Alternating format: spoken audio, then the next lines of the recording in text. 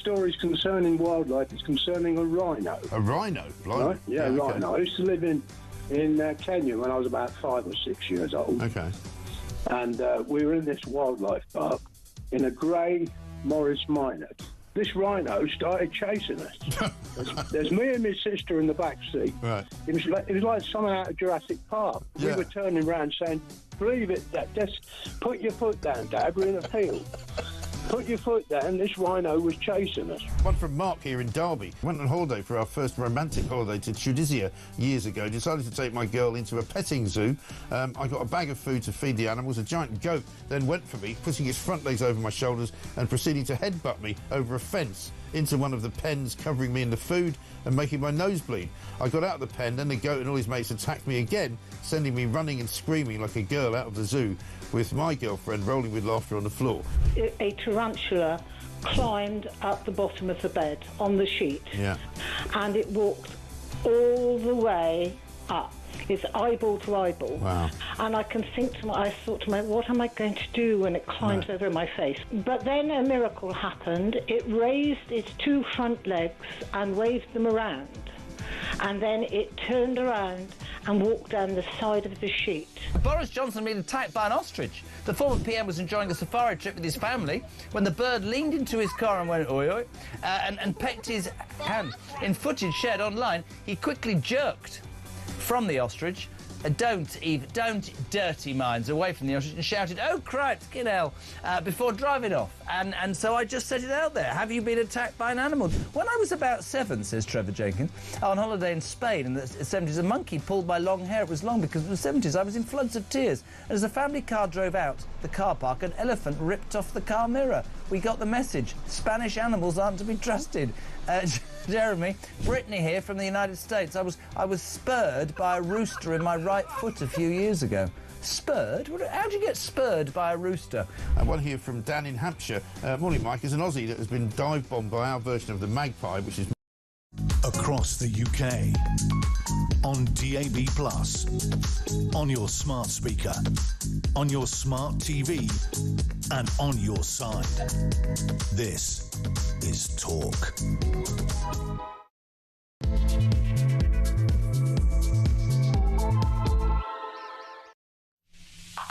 Good morning, it's Saturday, it's just gone 10 o'clock. I'm Peter Cardwell, this is Talk, and there's lots to discuss between now and 12:30. I was Starmer's political prisoner, that's what Lucy Connelly says, the woman who was jailed for a tweet that she admitted had incited racial hatred. She says she shouldn't have sent it, but at the same time, Nigel Farage says that she is now a symbol of Keir Starmer's authoritarian, broken, two-tier Britain. He's also in the Times newspaper today, pledging 5 deportation flights a day. He says it's going to cost £10 billion, but it's going to save hundreds of billions as time goes on. We'll talk to a Liberal Democrat MP. Christine Jardine is standing by. We'll also talk to a member of Farage's own party and get all the detail of his plan. We'll talk about the asylum hotel protests that are going to happen right across this weekend in at least 27 different places. If you're going on one of those, keep it completely legal. Make your voice heard by all means, but of course stay within the law.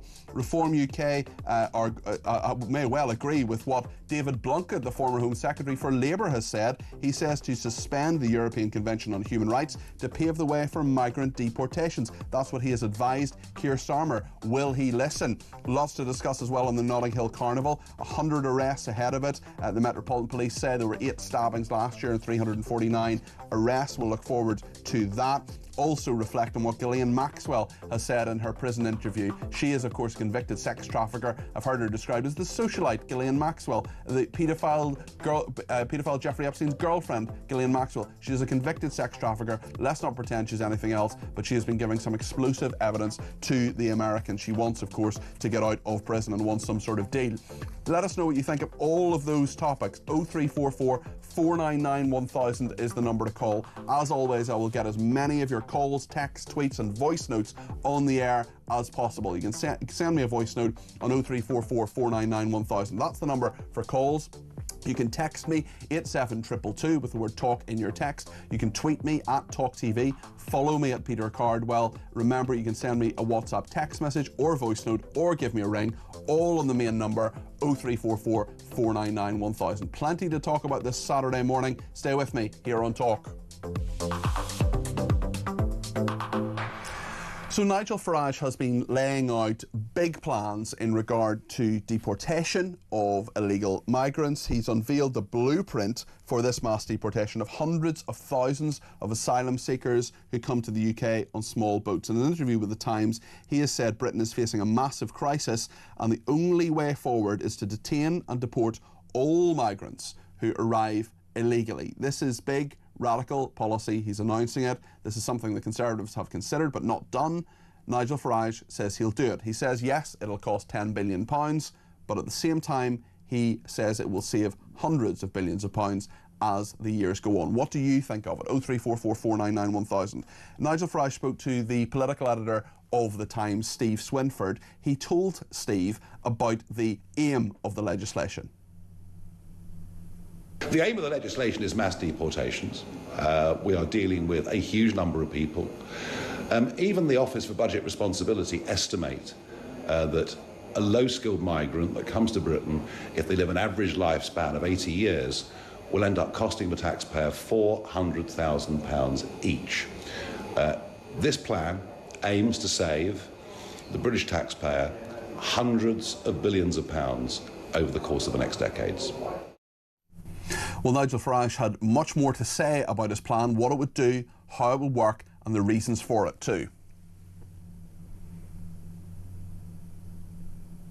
Let's hear another clip of what Nigel Farage has been saying. He's been talking, as I say, to the political editor of The Times, Steve Swinford.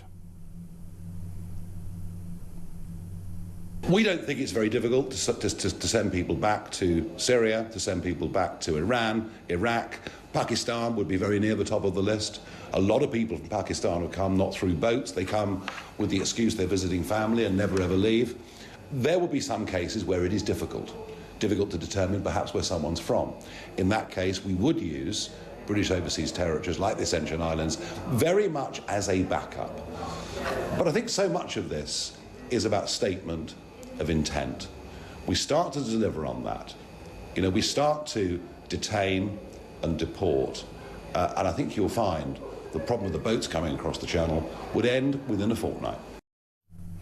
And Nigel Farage also spoke to The Times. These clips, of course, were broadcast first on Times Radio by our colleagues there. Speaking to The Times' political editor, Steve Swinford. He talked, Nigel Farage, about public anger. Of course, we'll be seeing so many of these protests right across the country, to at least 27 different locations, maybe as many as 30, maybe more, about migrant hotels over the weekend. And Nigel Farage says he understands public anger.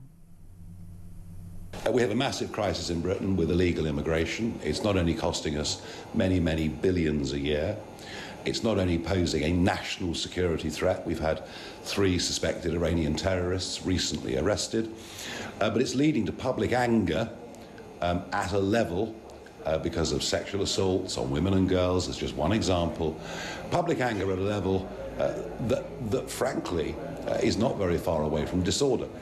And an overwhelming majority of the public demand something is done. And there is only one way to stop people illegally coming into Britain, and that is to detain them and to deport them.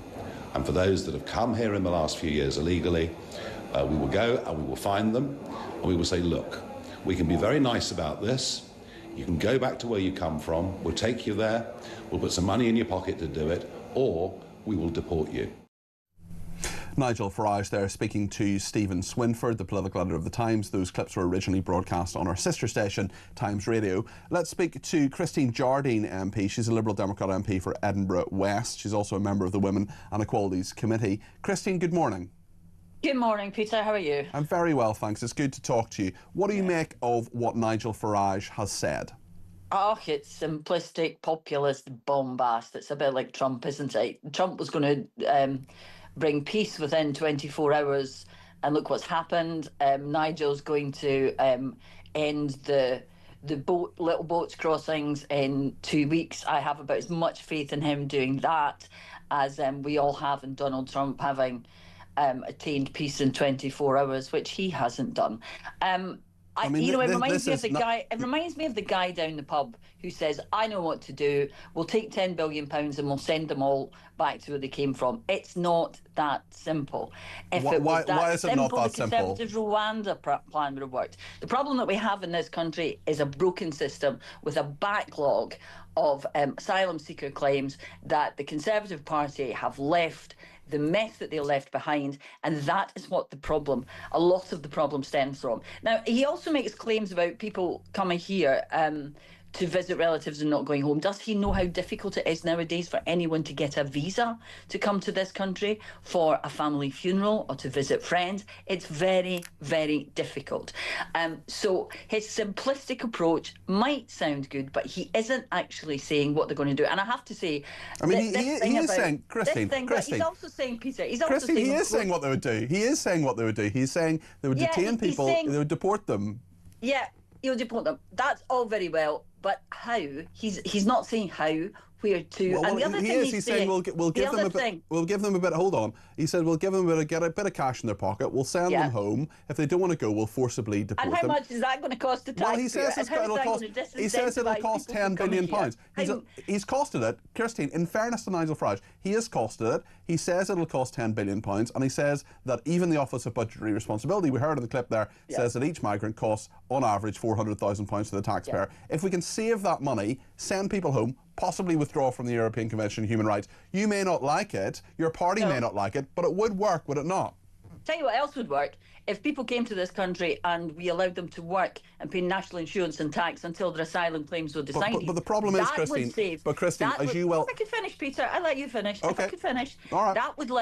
That would make it cheaper for the taxpayer. It would also help grow the economy. We would have people to do the many, many thousands of jobs in this country which are not being filled. We could have people do that until their claims were settled, and then they could be sent home. Okay. Or if they're genuine asylum seekers and refugees who we would be sending home to persecution, perhaps execution, then they would be allowed to stay. So what we need is a fair system, not just Nigel's, this is what we do. And of course, the other problem with it is he's saying there'll have to be legislation. He would have to be in Parliament to do that, and we don't see very much of Nigel in Parliament. Well, what you would see, if the polls are to be believed after the next election, is a majority Reform UK government. Your party, by electoral calculation, would actually lose a few MPs, be down about 5. And we would also be in a position where Nigel Farage says, I'm not an advocate for him necessarily, but he says that we don't need migrants because there are many people in the economy who need to get back to work. Surely, aside from migration, getting all of those people back to work is an incredibly important thing, yet the kind of welfare reforms that might do that, even that this Labour government put forward, your party opposed. Of course, we all want to get as many people back to work as possible. And the reason we oppose the welfare changes is because we don't think that they would do that effectively. But also, we're 4 years out, potentially, from a general election. This is not like the chaos we had under the Conservative Party, where we could expect a general election at any moment because they couldn't govern themselves, never mind the country. What we really need is a period now of stability to get us through what has been an incredibly difficult time for this country. Let's not forget that we had COVID, we've had a war in Ukraine, we've had an energy price crisis. We need some stability to get through it. And we will see at the end of that time what the British public thinks. And I'm not going to start speculating now on what an election result, Christine, might be like in 2029. Okay. Because the election is not tomorrow. The election is 3-4 years off. But let's be sensible. Well, I mean, it would be sensible, for example, to look at the council elections, in which your party did very, very well. Very well. Yeah, did very well, taking nothing away from that. Another party that did really well was Reform UK. They're moving, they're advancing, people are listening to them. And the point is, Christine, that we've had an answer on this for a very long time. We had an answer in 2010 when people said, come on, Conservatives and Lib Dems and Coalition. Well, we didn't know it was going to be Lib Dems Coalition, but they certainly said to the Conservatives, sort out migration. 2015. Brexit vote 2016, that was a very clear indication that immigration was a major issue that needed to be sorted out. 2017, 2019, 2024. I mean, the political class has got a number, and I was part of it for a while, have got a very clear message that immigration needs to be sorted out. Surely people will listen. Well, how would you sort it out? How many is too many, Christine? We have said all along that immigration needs to be resolved, that the system is broken. But what you're missing in this is that a system of mass deportation is what the Conservatives went to the election on Rwanda, and people didn't want that. So what we have to do is figure out... That wasn't mass deportation, though, was it? We were only talking about 300-400 people. What we have to do is figure out how we fix the immigration system, how we make it, yes, more difficult for people to come here who don't have a right to be here, but also we don't just scoop everybody up, people who have a right to come, people who have asylum claims. And what we need is to fix the system. And what we also need is to find a way of those people who do come to this country, allowing them to contribute until the claims are decided so that they aren't costing the taxpayer money. And the biggest question at the moment is what's going to happen to all these people of councils saying that they can't use hotels? The hotels was a very expensive, badly thought through policy by the Conservatives. But the problem we now have is, what do we do with those people? Now, we have a problem now that needs to be fixed. Well, what would you do with them? It's not going to be fixed by Nigel Farage talking about deporting people in 5 years' time. What we need to do is examine the situation now. We need. So what would you do? Right, Christine, you can wave a magic wand. Okay, you can wave a magic wand. I'm just wave a magic wand. I want you to wave a magic wand. I want you to have as much money as you want. I want to ask you, what do you do with the 32,000 people who are in hotels? Well, the first thing I would do is I would crack down on the gangs who brought them here. I would fix the system so that we could get their claims fixed, and if they don't have a right to be in this country, deport them. And if they are genuine asylum seekers, find a way of them being able to contribute to the society, pay national insurance and tax, so that they are not... They can work after a year, can't they? They can work after, if they're here for a year and they're not protesting, they can work.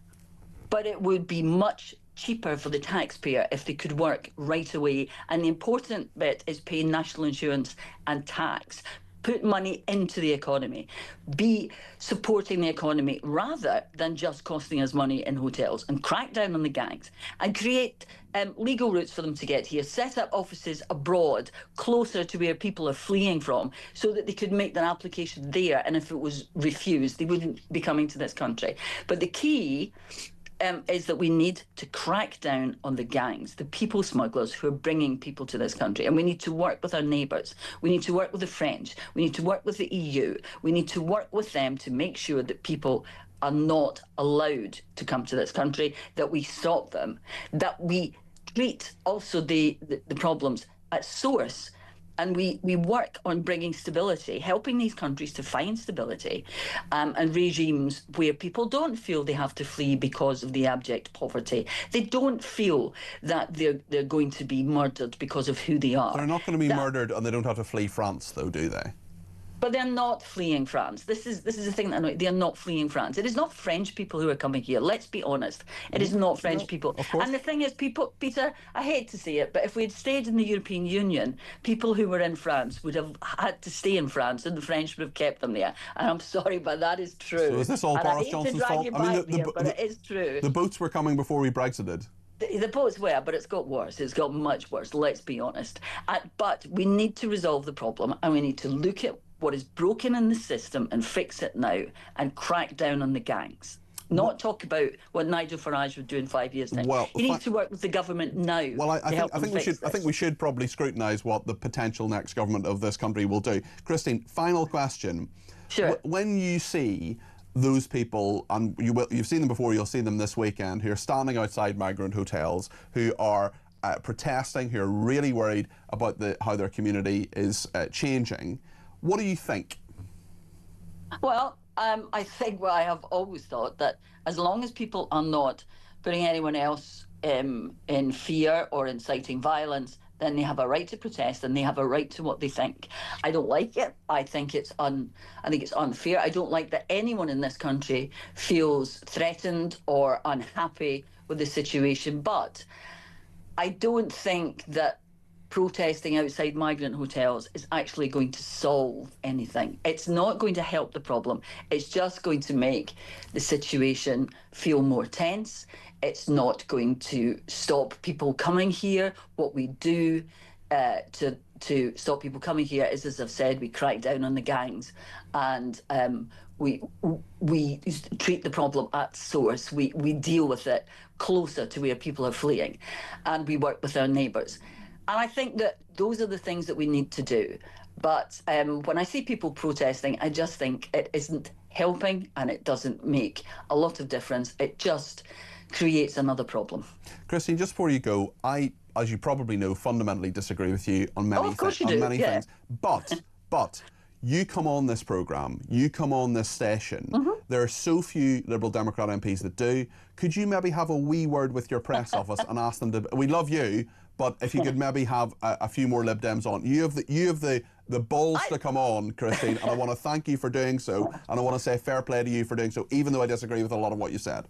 Well, thank you very much, Peter. I mean, I know that when I come on, you and I are probably going to disagree, but that's politics. That is politics. I think that's healthy. And we can well, it's democracy, it's free speech, and we are the home of free speech. So thank you for coming on, Christine. A lot of Lib Dems don't. So that's Christine Jardine, who a lot of our viewers and listeners are disagreeing with, and I'm going to read out their thoughts. Gary in Bolden says, we've been listening to the likes of Christine Jardine for the last 30 years. That's why we're in the state we are. Dan in Kent says, morning, Peter. Something is going to happen to light the touch paper, and British security will find themselves under serious threat, not just from the right but from the left too. This migration situation has angrily divided a nation. Have a good one, Cardi P.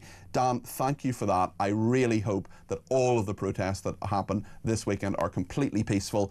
If you lose your temper and you're on one of them, stay calm, try to just take a deep breath, stay within the law, because when you don't stay within the law, then it allows people to demonise people who are protesting. There are people out there protesting migrant hotels who have a perfectly valid point and can do what they want within the law. What they can't do is break the law, and that just undermines the argument. I know I'm a bit of a stuck record on this, but I want people to protest peacefully if they do protest, which is, of course, absolutely their right, and don't let anybody tell you otherwise. Mark in Southampton, wow, Jardine is a disgrace, gaslighting the public again, everything that's wrong with this country. Thank you as well to Penny in Essex says, enough is enough now, the totally useless Starmer should be seriously sorting out this country, our country, instead of brown-nosing all the heads of state abroad. He is an utter disgrace and has to be got rid of before the final nail is put in the coffin of his country. Emma says, I don't know how any Scottish MP dare criticise Farage with the state of affairs in Scotland at the moment, says Emma. Jane says, would Christine Jardine walk alone outside a migrant hotel or house of multiple occupancy? Many of your audience have to do this. They have no choice. Another person says, Jardine and the Lib Dems are talking nonsense. Asylum seekers are permitted to work already if their claims are still current after 12 months, who took their own lives in prison. No, Peter, I don't have any sympathy for Reeves or Starmer or politicians in general. Sorry, I think that's a little bit garbled as a message. I don't know, there's probably a technical issue there. Apologies. Jardine and the Lib Dems are talking nonsense. Asylum seekers are permitted to work already if their claims are still current after 12 months. Yes, I did make that point to Christine. What would Christine do, says Tim. I think we did get an answer on that, in fairness to Christine, but it's not what I would imagine many people would want. Dave in Dorset says, has Nigel Farage been to Ascension? Have you, Peter? Look Ascension up on the Google Maps. Where would any accommodation actually be put? Dave, I have not been to the Ascension Islands. I would quite like to go, actually. I'd be interested. John in Wallington says, Nigel Farage and Reform UK have got a lot of people interested in politics again. He is right to deport 5 plane loads of economic migrants a day. That's part of the plan that he says. It's what the public want, says John in Wallington.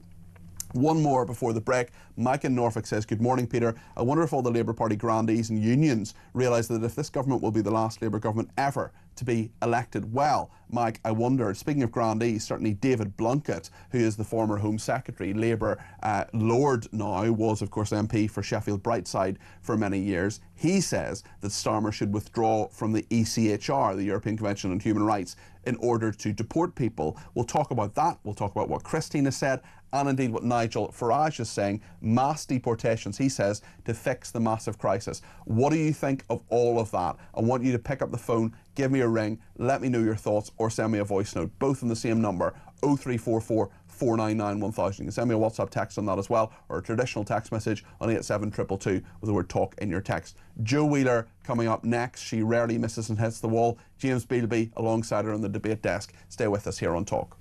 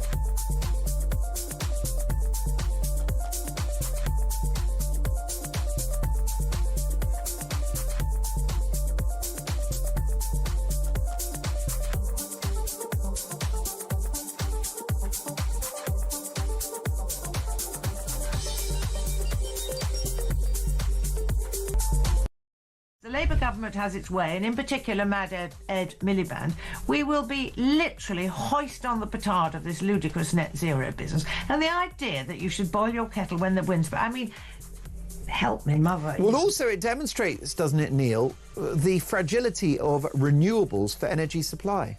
Well, I mean, the extraordinary thing is that we've now become so dependent upon these intermittent sources of energy. Yeah. The wind doesn't blow all the time. Obviously, the sun doesn't shine all the time.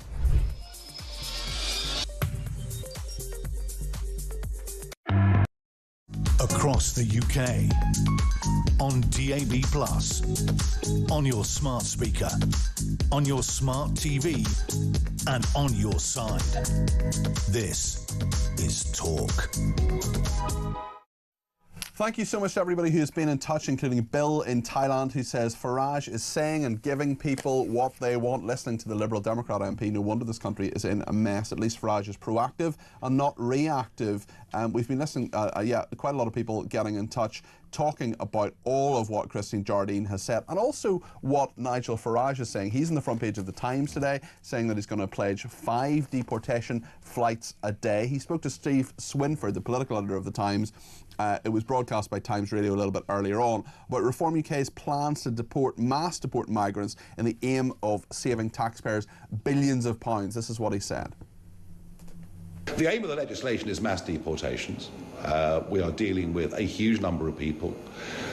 Even the Office for Budget Responsibility estimate that a low-skilled migrant that comes to Britain, if they live an average lifespan of 80 years, will end up costing the taxpayer £400,000 each.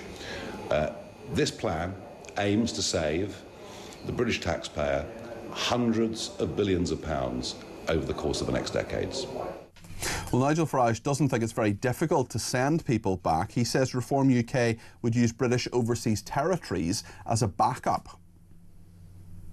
We don't think it's very difficult to send people back to Syria, to send people back to Iran, Iraq. Pakistan would be very near the top of the list. A lot of people from Pakistan have come not through boats. They come with the excuse they're visiting family and never ever leave. There will be some cases where it is difficult to determine perhaps where someone's from. In that case, we would use British overseas territories like the Ascension Islands very much as a backup. But I think so much of this is about statement of intent. We start to deliver on that. You know, we start to detain and deport, and I think you'll find the problem with the boats coming across the channel would end within a fortnight. And the leader of Reform UK says the migrant crisis is leading to public anger to a level not far from disorder. This is what Nigel Farage has been saying. We have a massive crisis in Britain with illegal immigration. It's not only costing us many, many billions a year, it's not only posing a national security threat. We've had 3 suspected Iranian terrorists recently arrested, but it's leading to public anger at a level because of sexual assaults on women and girls, as just one example. Public anger at a level that frankly is not very far away from disorder. And an overwhelming majority of the public demand something is done. And there is only one way to stop people illegally coming into Britain, and that is to detain them and to deport them. And for those that have come here in the last few years illegally, we will go and we will find them, and we will say, look, we can be very nice about this. You can go back to where you come from. We'll take you there. We'll put some money in your pocket to do it, or we will deport you. Nigel Farage there speaking to Steve Swinford, the political editor of The Times. Those were originally broadcast on Times Radio. Well, let's go straight to the debate desk. Joe Wheeler is with me, the political commentator and indeed meteorologist. James Bealby is political commentator with me here as well. Great to have you both on the debate desk. Let's start with Joe Wheeler. What do you make of what Nigel Farage has been saying? Well, fundamentally, I agree with him. That may surprise you in some ways. However, this solution is a solution for now.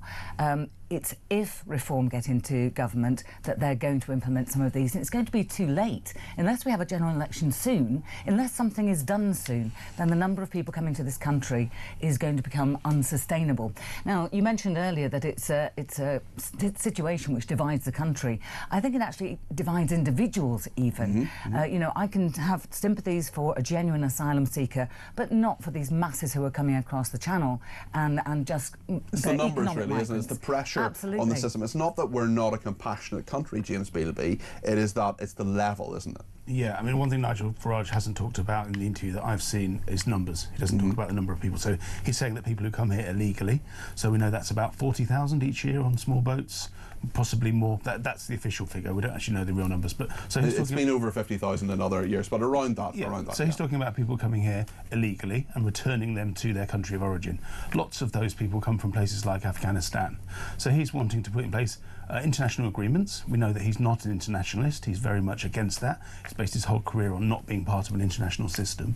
And he's wanting to negotiate with the Taliban to say to people, in Afghanistan, can you take these people back? They're fleeing persecution from Afghanistan, and a place like Eritrea and southern Sudan. So I think it doesn't work because you won't be able to deport people who are coming here illegally to their country of origin. So then you think about, OK, going to these other territories, the Ascension Island, very difficult to get in. Where are people going to? Well, there are many British overseas territories, and he says that's a backup as well. Yeah. He says it is possible to do that, though, and to create a deterrent as well, which in his view would stop people coming in the first place. I think it's a deterrent if those deportations take place, but I don't think they will. Because why not? Well, is Britain going to negotiate with the Taliban government in Afghanistan to say you need to take people back? Well, if they can't, surely the solution would be to send those people to overseas territories. Yeah, well, that would be the backup. But where do they go? What are these overseas territories? Well, I mean, there are plenty of them. He's talked about the Ascension Islands. You say a couple of people have been in touch already to say that may not work, but there are many overseas territories. It is a plan. It is a deterrent for these people. Is it not, James? I don't know. I think it's a very simplistic solution, and one which is gathered a lot of headlines, and it's good that he's talking about the challenge. But if we're tackling the issue of small boats, it's 40,000 people. The way to do that is to process them more quickly, whether that's offshore or whether that's in a third country. But Nigel Farage's point would be, if they come here illegally, they shouldn't be processed. Yep. They should be sent back. But I mean, there are 32,000 people sitting in hotels at the moment. There are 111,000 asylum seekers in the last year that came here. That's an unsustainable number, is it not? He's talking about those people who come illegally, so let's focus on those 40,000. So where are they going to go? That's the question. Well, in terms of people who come in small boats, you're talking around 50,000 a year, but in terms of asylum seekers, you're talking about 111,000 because they come from other routes as well. Some of those come legally, though. Yeah, that's fine, but also in terms of asylum seekers, it is a problem that needs to be dealt with. Joe, what do you make of what James has said there? Well, I understand there was a difficulty in terms of where they go, and of course anywhere that you do send massive numbers of people, those places then become quite unattractive in and of their own right. We're seeing this weekend with the protests planned by the hotels. Now, I agree wholeheartedly that they shouldn't be in hotels, but then where do they go? In my county of Lincolnshire, RAF Scampton, of course, rejected the application to have them housed there in a military base, and I'm not surprised, but then you've got to find somewhere else. And the problem keeps moving around. Not in my backyard. I mean, Altrincham is just a few miles down the road from where I grew up, and you know, they've had problems there. Wherever they go, there are issues. Let me ask you the question, or a similar question to the one I asked Christine Jardine. When you see people protesting outside hotels, what goes through your mind, Joe? What goes through my mind? That the country has had enough. I mean, there are many protests planned for this weekend, and I'm not surprised. And what you were saying about keep a lid on it, don't break the law, you know, Lucy Connelly's told us that. We can't say what we want. We'll talk about her in a minute, do anything. Yeah.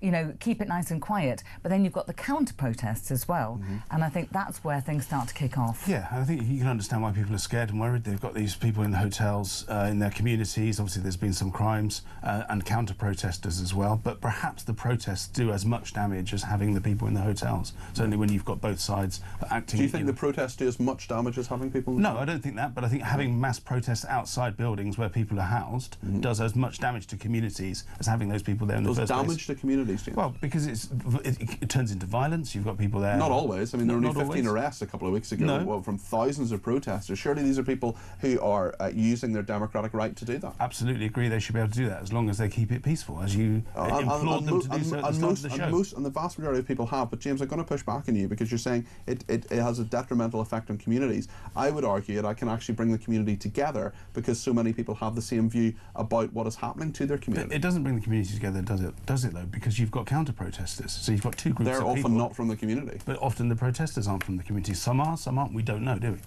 Okay, I think if you've any views on that, let me know. 0344 499 1000. One person says nobody has a right to come here.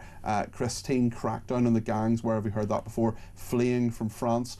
Your guess idea of fixing immigration is just let them in and miraculously give them a job. So out of touch it's believable, says a texter. Andy in Thatcham says Christine talks about an election being 4 years away and then moans about reform not giving everything away now. Christine is a shining example of the champion elite who are losing control of the country to the people, says Andy in Thatcham. And Jane says just because Nigel Farage isn't in power, it doesn't mean he isn't working. Many MPs are missing in debates that are important to voters. Many MPs need to have the work ethic Nigel Farage does, says Jane. And one more before the break. Mark says Jardine is another blinkered open borders lefty. If she wants illegal immigrations, we can send a few thousand up to Edinburgh West. Let's see if she holds her seat at the next election. Plenty more to discuss, and let me know your thoughts. And if you want to talk to James and indeed to Joe, you give me a ring. 0344 499 1000. Stay with us.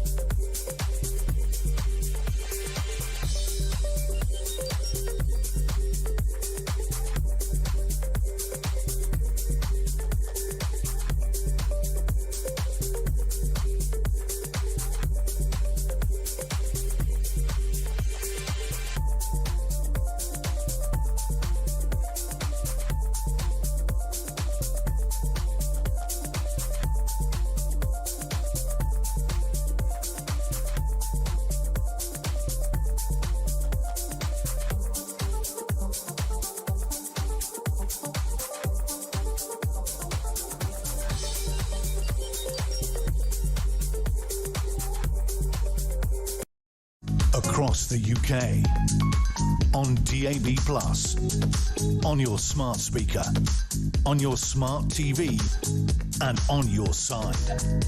This is Talk. Lots more on Christine Jardine, the Liberal Democrat MP I spoke to a little bit earlier before we went to the debate desk with Joe and James. Paul in Grimsby says, Peter, who is Christine Jardine? This is the trouble. People listen to these dimwits. Let them in and work. This will push down our wages and lifestyles, cost to the taxpayer, and push up our services to the brink. Get our homegrown out working. We do need to get our homegrown out working. There's no doubt about that, Paul. Neil says the problem isn't the backlog. The main problem is the do-gooders like Christine wanting to rubber stamp too many in to make their own lives easier. Nikki says, Peter, the Liberal Democrat MP states that we should let the immigrants work. What employer would employ someone that they know nothing about, as most of these migrants throw all their documents in the channel? Well, Nikki, you're right to a degree, but in fairness, there are quite a few asylum seekers who do work sometimes if they're here for more than a year and their processing hasn't happened. And so much of the problem is the processing hasn't happened. That's why part of the reason there are 32,000 of them in hotels. Well, some of them do actually work. Stephen Cambridge says, what a fruit salad of words from the Liberal Democrats. Not one answer, just blaming everyone else. Great show, says Steve. Gary and Bolden says, all I hear from Jardine is money, no mention of British people's safety.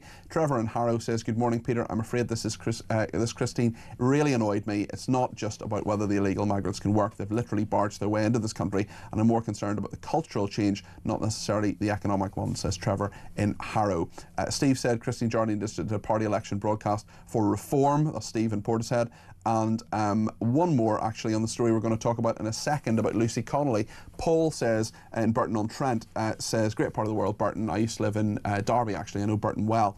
Morning, Peter. Can you please call out the BBC for the disgraceful reporting of the Lucy Connelly case today? They've deliberately misconstrued details of her offence by saying she called for the burning of asylum hotels. I can't believe no one else has spotted this. They need to be held accountable for this biased so-called journalism. I mean, her tweet, of course, said, for all I care.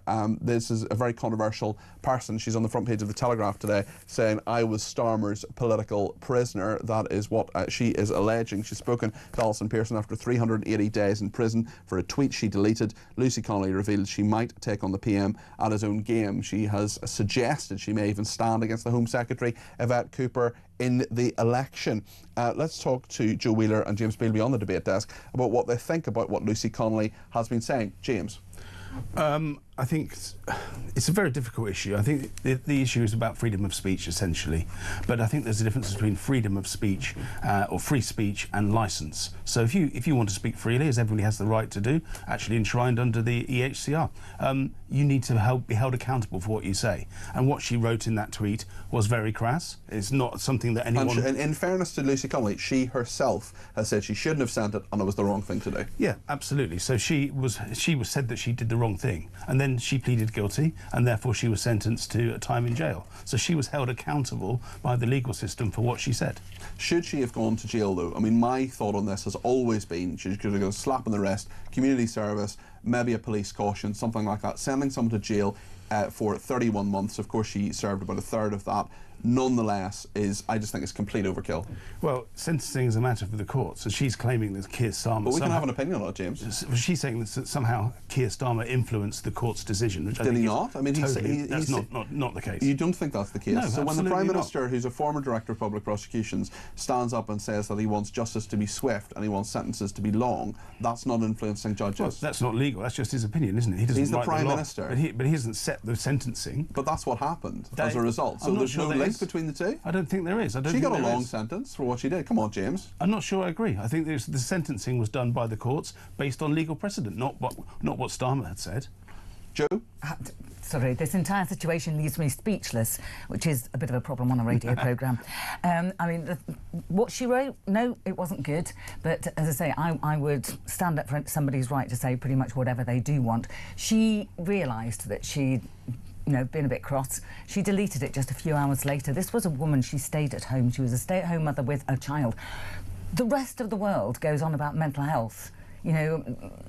Sorry, the snowflakes out there, but, we call people snowflakes because we're too sensitive. And nobody gave her any compassion for this at all. She was not a politician, but Ricky Jones was. Or councillor. Yeah, well, he is a politician, yes. Councillor, And in fairness, he pleaded not guilty. It went to a jury trial. The jury failed to reach, or the jury cleared him. And it was a different offence. It was a different offence as well. Nonetheless, as Joe correctly points out, people will look at the two cases and say, hold on a second, why is Ricky Jones not in prison? Why didn't she vote not guilty? Oh, sorry, plead not guilty? She was advised not to. She was advised that if she pleaded guilty, she'd be back home for Christmas with her child.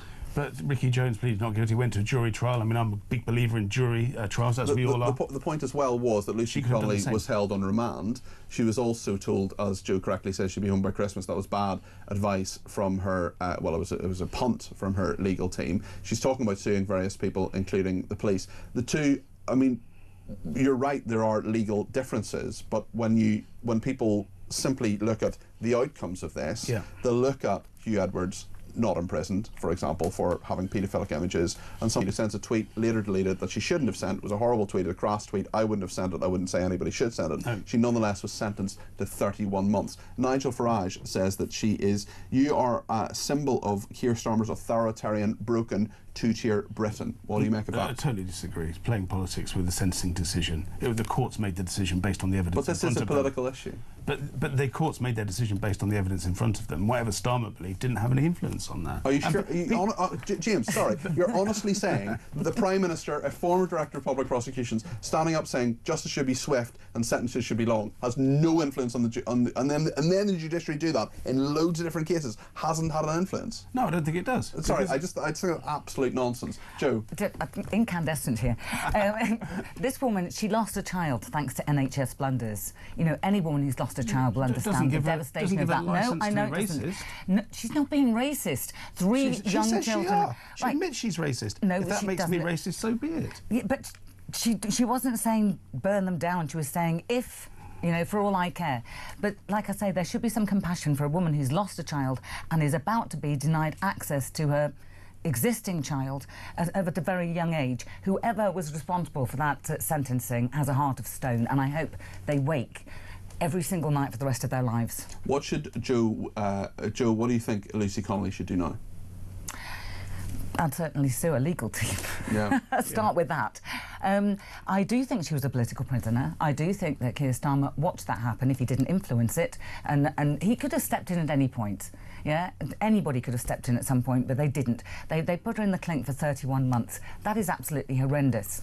You do less than that for so many physical crimes rather than just dashing off a quick tweet, which you then delete. So you think Parliament has the ability to be able to overturn court sentencing? They should have that right to do that. I don't think. Well, Joe, they're trying to do that with the hotels, aren't they? I don't think Joe's saying that. I think what Joe is perhaps. Sorry, I don't want to put words in your mouth, Joe. But the point is that.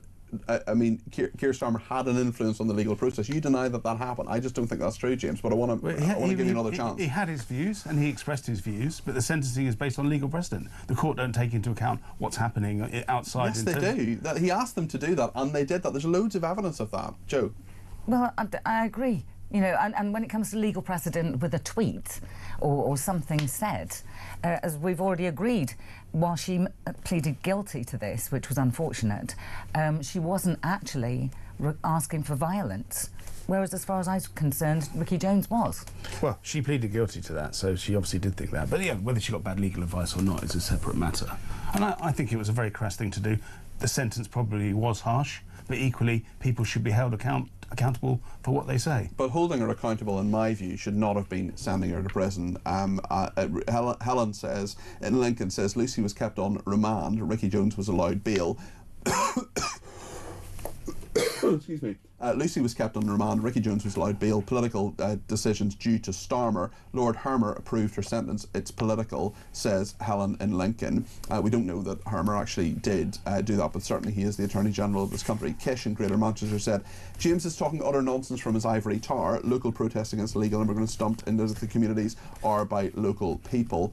And have either of your guests, says Anne, listened to Lucy's side of the story? If not, they should, and then have a discussion. They have. They've read a lot about it. They know about it. It's a big issue, and their opinions are certainly based on knowledge. We may disagree with them, but certainly I will stand up for Joe and for James in that they know what they're talking about, even if we disagree with them. If Lucy Connelly stands against Yvette Cooper in her marginal constituency, James, what do you think might happen? I think there's a very good chance she might become elected, and she may well serve in a future Farage administration. God help us all. Would you be happy to see Lucy Connelly MP? I would be happy to see her become an MP and to be successful, yes. I don't necessarily think it's the right thing for her to do. OK, lots more to come on this. Let us know your thoughts. 0344 499 1000.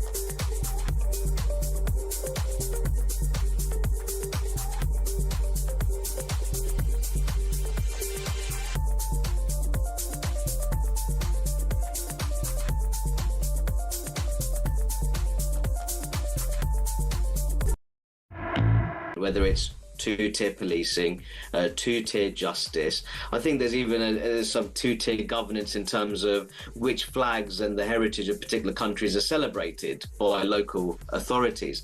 I think that we see it all around us, that there was one thing that I think that many people want. Now, we can talk about sentences, whether they were too stiff, whether they were too severe, whether they're too soft and lenient. But I think that what most British people want, from a variety of backgrounds, they want equality before the law.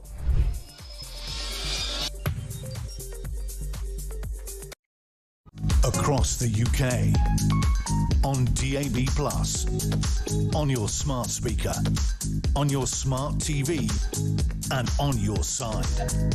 This is Talk.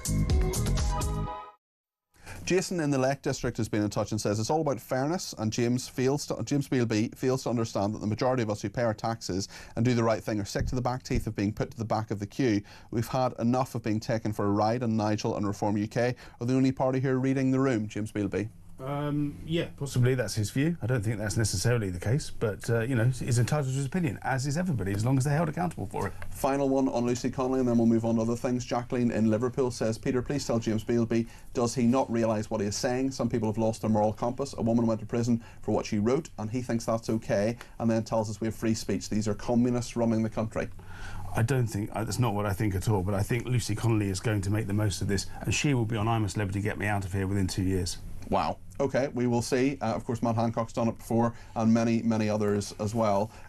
Let's talk now. We can return to Lucy Connelly, by the way. If you want to get your call in on it, by all means, give me a ring, 0344 499 1000. I want to talk about someone who's definitely not a communist, and that is David Blunkett. He is the former Home Secretary, and he says, suspend the European Convention on Human Rights to pave the way for migrant deportations. He has told Keir Starmer that.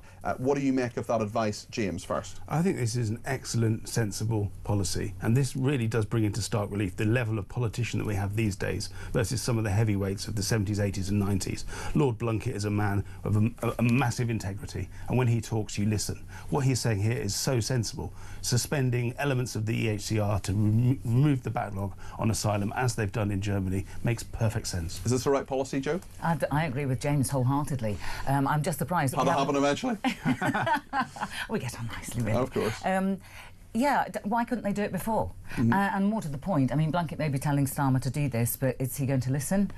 Well, that's my point. Do you think Starmer actually listens? And I mean, there's so many problems with our country, but what there is an absolute failure of from so many different people. You can argue Nigel Farage maybe bucking this, but there's a real failure of leadership here. And I think Blunkett may well be showing some leadership here. Yeah.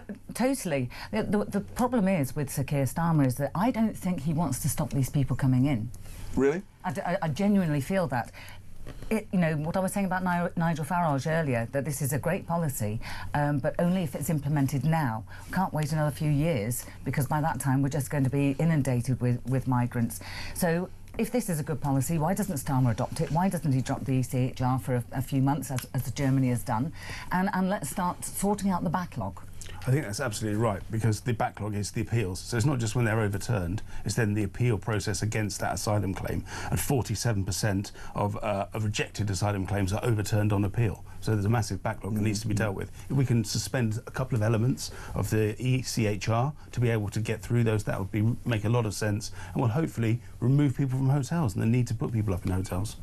But, you know, if you take people out of their hotels, where do they go? That's a very good point. These, you know, homes of multiple occupancy. Well, there's so many people who would love to live in a nice flat, you know, or even a not particularly nice flat. They just like a flat to call their own. And if you go to a local council and say, your social housing, we're going to put a lot of asylum seekers in there, well, that's fair enough, maybe, but actually there are so many people in the local community who might have been on housing lists for years and years and years and years. And we do have this problem where, you know, there are various offences being committed, and when a population is distributed through another population in sparsity, yeah, you start having incidents cropping up in different places, whereas at least when they're all together, you've got a fair idea of what's going on. Yeah, there's massive pressure on social housing. Councils don't have enough stock at the moment, so if you're moving people from asylum hotels into HMOs, well, it's not possible to do for starters, and B, you're essentially just then displacing the protests against hotels to other parts of the community.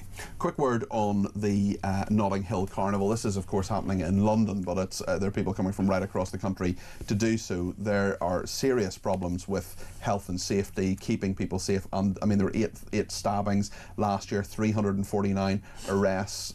Joe, how do you think they can keep it safe? Should they move it? Should they ban it? What should they do?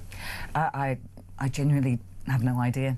I do know that there'll be very few policemen having this weekend off, and it's a bank holiday weekend. 7,000 extra police on the streets. And this is simply for the Notting Hill Festival, and then we've got all the other protests taking place as well.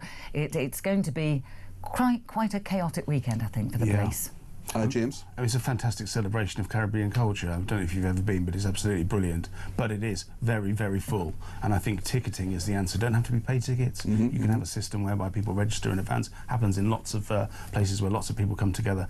So just to bring the numbers down, there's too many people concentrated in one space, which does then create disorder. So I think absolutely Notting Hill should go ahead, should be celebrated. It's one of the best things about London in the summer, but perhaps reducing the number of people that are there would make it a bit safer. We will talk more about that with Peter Blexley, who's coming up in about half an hour's time as well. Thank you to Joe, and thank you to James, that's James Bealby, and Joe Wheeler, political commentators both. Joe, what sort of weekend are we going to have weather-wise? She's a meteorologist as well, I should say. Fairly quiet. I left Lincolnshire this morning and it was a little bit like autumn. I brought my coat with me, stepped out into the sunshine here in London. So now you're in an incredibly cold studio. Well, you get used to these things. I think enjoy the next few days of peaceful weather, because we get the remnants of ex-Hurricane Erin coming in this week, so it's turning a little bit wetter and a little bit windier. Thank you both very, very much indeed. There are many, many people who have been in touch, including Jane, who says, I think yesterday proved to me this government have no intention of closing hotels. They picked a side. This will not be forgotten. Another person says, if you actually display to these people that arriving illegally is and you actually get nothing at the end of it, then there's stock coming, end of. Another person says, if they're taken immediately to the Ascension Islands, the numbers trying to cross will stop. It's a no-brainer. I don't know why Starmer can't do this. Dave in Kent says we could send them to Rwanda. We've paid already. Also, we should send some to Mauritius, as they will be getting our money too. Mark in St Albans says the Ascension Islands is an excellent choice. There are regular flights every week there by the RAF, as it is a stopover for refuelling point for the Falklands. I've been there many times during my time in the services. There is a huge runway. It's large enough to previously act as an emergency landing site for the NASA shuttle, sending some engineers there to put up some tentage accommodation and increase the RAF flights to resupply with food, etc. will be relatively easy, says Mark from St Albans. Do you have any voice notes ready to go just at the moment? Not just yet. We'll take some after the break.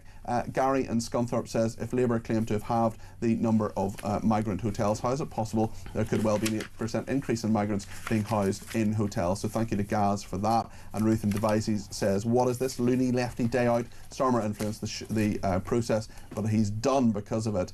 Lucy Connelly should not have been jailed. Well, what do you think about all of that? Do let me know what you think. And it's a very, very interesting day. There's lots to discuss. Nigel Farage, of course, has been talking about migration. He's been talking to the Times, and he has said that he's going to pledge 5 deportation flights a day. He says there will be a £10 billion plan to save money. We're going to talk to one of his councillors, George Madwick, in a second. George has been involved with protests about asylum hotels as well. He also tried to simply put some information in the public domain in regard to a charge that was brought against a would-be migrant who was in a hotel in his local area and was told to sit down and shut up, with a midnight text from the chief executive of the council. That's a saga that continues, and we'll hear from George about all the different bits of that. We'll also talk about the potential autumn of discontent. There's so much that the GPs, various nurses, other people as well, saying they're going to be striking. What do you think about all of that? Let me know your thoughts. Give me a ring. 0344 499 1000 is the number to call. We'll get as many calls on the air before 12:30 as we can. Stay with us.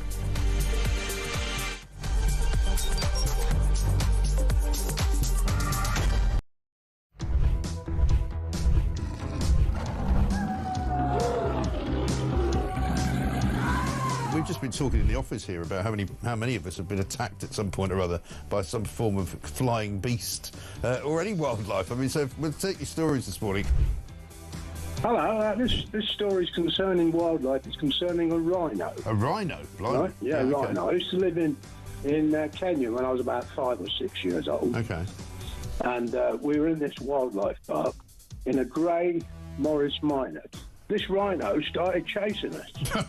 There's me and my sister in the back seat. Right. It was like something out of Jurassic Park. Yeah. We were turning around saying, "Believe it, Dad. Just put your foot down, Dad. We're in a field.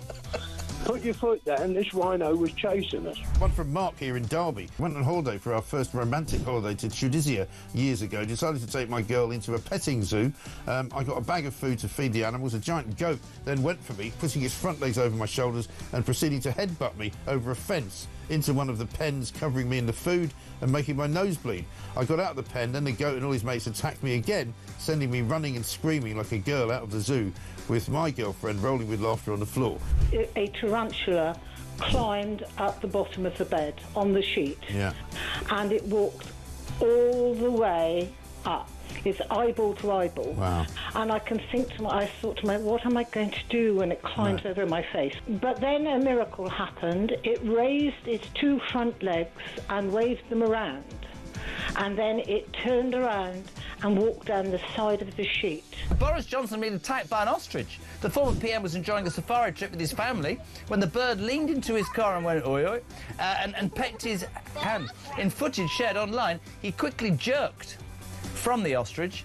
Don't dirty minds away from the ostrich, and shouted, "Oh, cripes, get hell," before driving off. And so I just set it out there. Have you been attacked by an animal? When I was about 7, says Trevor Jenkins, on holiday in Spain in the 70s, a monkey pulled my long hair. It was long because it was the 70s. I was in floods of tears. And as the family car drove out the car park, an elephant ripped off the car mirror. We got the message. Spanish animals aren't to be trusted.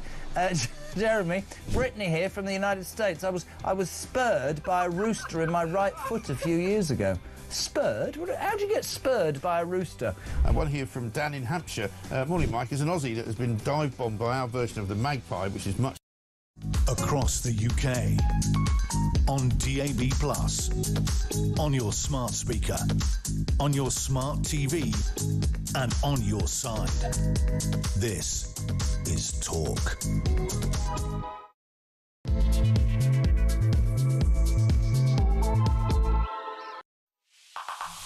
Good morning, this is Talk. I'm Peter Cardwell. It's just gone 11 o'clock. Loads to discuss today and tomorrow and Monday. I'm here 10 till 1 each day. Well, till 12:30 today, but you get the idea. Lots to discuss, including Nigel Farage. He says there will be 5 deportation flights per day if he becomes Prime Minister. He says his £10 billion plan will save money. He's been speaking to The Times, talking about the aim of saving taxpayers billions. He doesn't think it'll be very difficult to send people back, and he says the migrant crisis leading to public anger to a level not far from disorder. Well, let's hope it all stays completely peaceful over the next few days. There are, of course, many different protests happening, but up to 30 of them right across the country. Keep it peaceful if you're going on one of them. We'll talk about Lucy Connelly as well. She's given her first interview. I was Starmer's political prisoner. That's what she says. He says, Keir Starmer says, Britain is not broken. There are lots of other people getting in touch on all sorts of issues, including what Christine Jardine, the Liberal Democrat MP, and what James Bealby particularly have said. Barry says, is James some sort of plank? Surely people dying at the Notting Hill Carnival does not make it a wonderful attraction. Well, of course, there have been 8 stabbings there last year and 2 people died. We'll talk about that as well a little bit later on in the programme, and about how Nigel Farage's plan might actually work. Lots to discuss between now and 12:30. You can give me a ring, 0344 499 1000. You can text me 87222 with the word talk in your text. You can tweet me at talkTV. Follow me at Peter Cardwell. Send me a WhatsApp text message, a WhatsApp voice message, less than a minute, please. Or give me a ring on 0344 499 1000. As I say, loads to discuss between now and 12:30 here on Talk.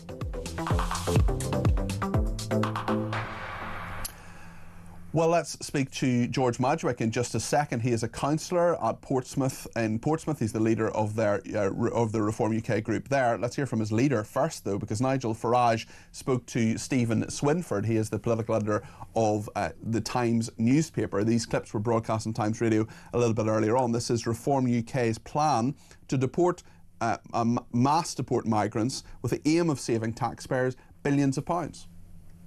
The aim of the legislation is mass deportations. We are dealing with a huge number of people. Even the Office for Budget Responsibility estimate that a low-skilled migrant that comes to Britain, if they live an average lifespan of 80 years, will end up costing the taxpayer £400,000 each. This plan aims to save the British taxpayer hundreds of billions of pounds over the course of the next decades. Well, Nigel Farage doesn't think it's very difficult to send people back. He says Reform UK would use British overseas territories like the Ascension Islands as a backup. We have a massive crisis. We don't think it's very difficult to send people back to Syria, to send people back to Iran, Iraq. Pakistan would be very near the top of the list. A lot of people from Pakistan have come not through boats. They come with the excuse they're visiting family and never ever leave. There will be some cases where it is difficult to determine perhaps where someone's from. In that case, we would use British overseas territories like the Ascension Islands very much as a backup. But I think so much of this is about statement of intent. We start to deliver on that. You know, we start to detain and deport, and I think you'll find the problem with the boats coming across the channel would end within a fortnight. Well, the leader of Reform UK says the migrant crisis is leading to public anger to a level not far from disorder, he says. We have a massive crisis in Britain with illegal immigration. It's not only costing us many, many billions a year, it's not only posing a national security threat. We've had 3 suspected Iranian terrorists recently arrested, but it's leading to public anger at a level because of sexual assaults on women and girls, as just one example. Public anger at a level that frankly is not very far away from disorder. And an overwhelming majority of the public demand something is done. And there is only one way to stop people illegally coming into Britain, and that is to detain them and to deport them. And for those that have come here in the last few years illegally, we will go and we will find them, and we will say, look, we can be very nice about this. You can go back to where you come from. We'll take you there. We'll put some money in your pocket to do it, or we will deport you.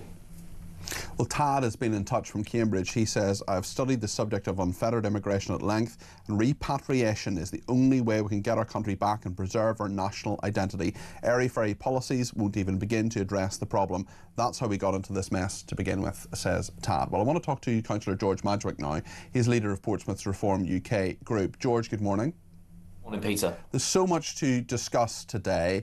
Let's talk about Nigel Farage's policy first. You're, of course, a member of his party. It's a pretty radical policy. He says it's going to cost £10 billion but save a lot more. What do you think of it? I mean, it is radical, but isn't it refreshing at the same time to hear a new idea from someone that's got a credible record of delivering on things that he says? Has he got a credible record of delivering on things he says, George? Because absolutely, he hasn't been in executive office. He hasn't even. I mean, you perhaps have more power as a councillor to deliver services than Nigel Farage has. Well, thank you for saying that. It's probably true, but, you know, and I think that's an often misconception with MPs. People believe MPs hold a dramatic amount of power, but unfortunately, when you're in opposition, you hold very little, as you just highlighted. But the plan is a refreshing and good and a new idea. And I'm actually surprised that it's been announced so early, because often parties, as you know, wait until close to an election to release these ideas. But what a great look at it. You know, the fact that he's looking at a multi-pronged approach, the fact that we're looking at offering people to leave, you know, willingly and via a normal means, and offering them a bit of money and a bit of safe travel home, or we'll detain them, or we'll process them off island. You know, there's lots of different ideas here that are really, really positive. Is it a practical plan to say, actually, we're going to do mass deportations? Wouldn't there be huge societal change as a result of that? That's a societal change, of course, many people will want. But actually, is it practical to simply say to everyone who has arrived here by illegal means, no matter who they are, you're going back?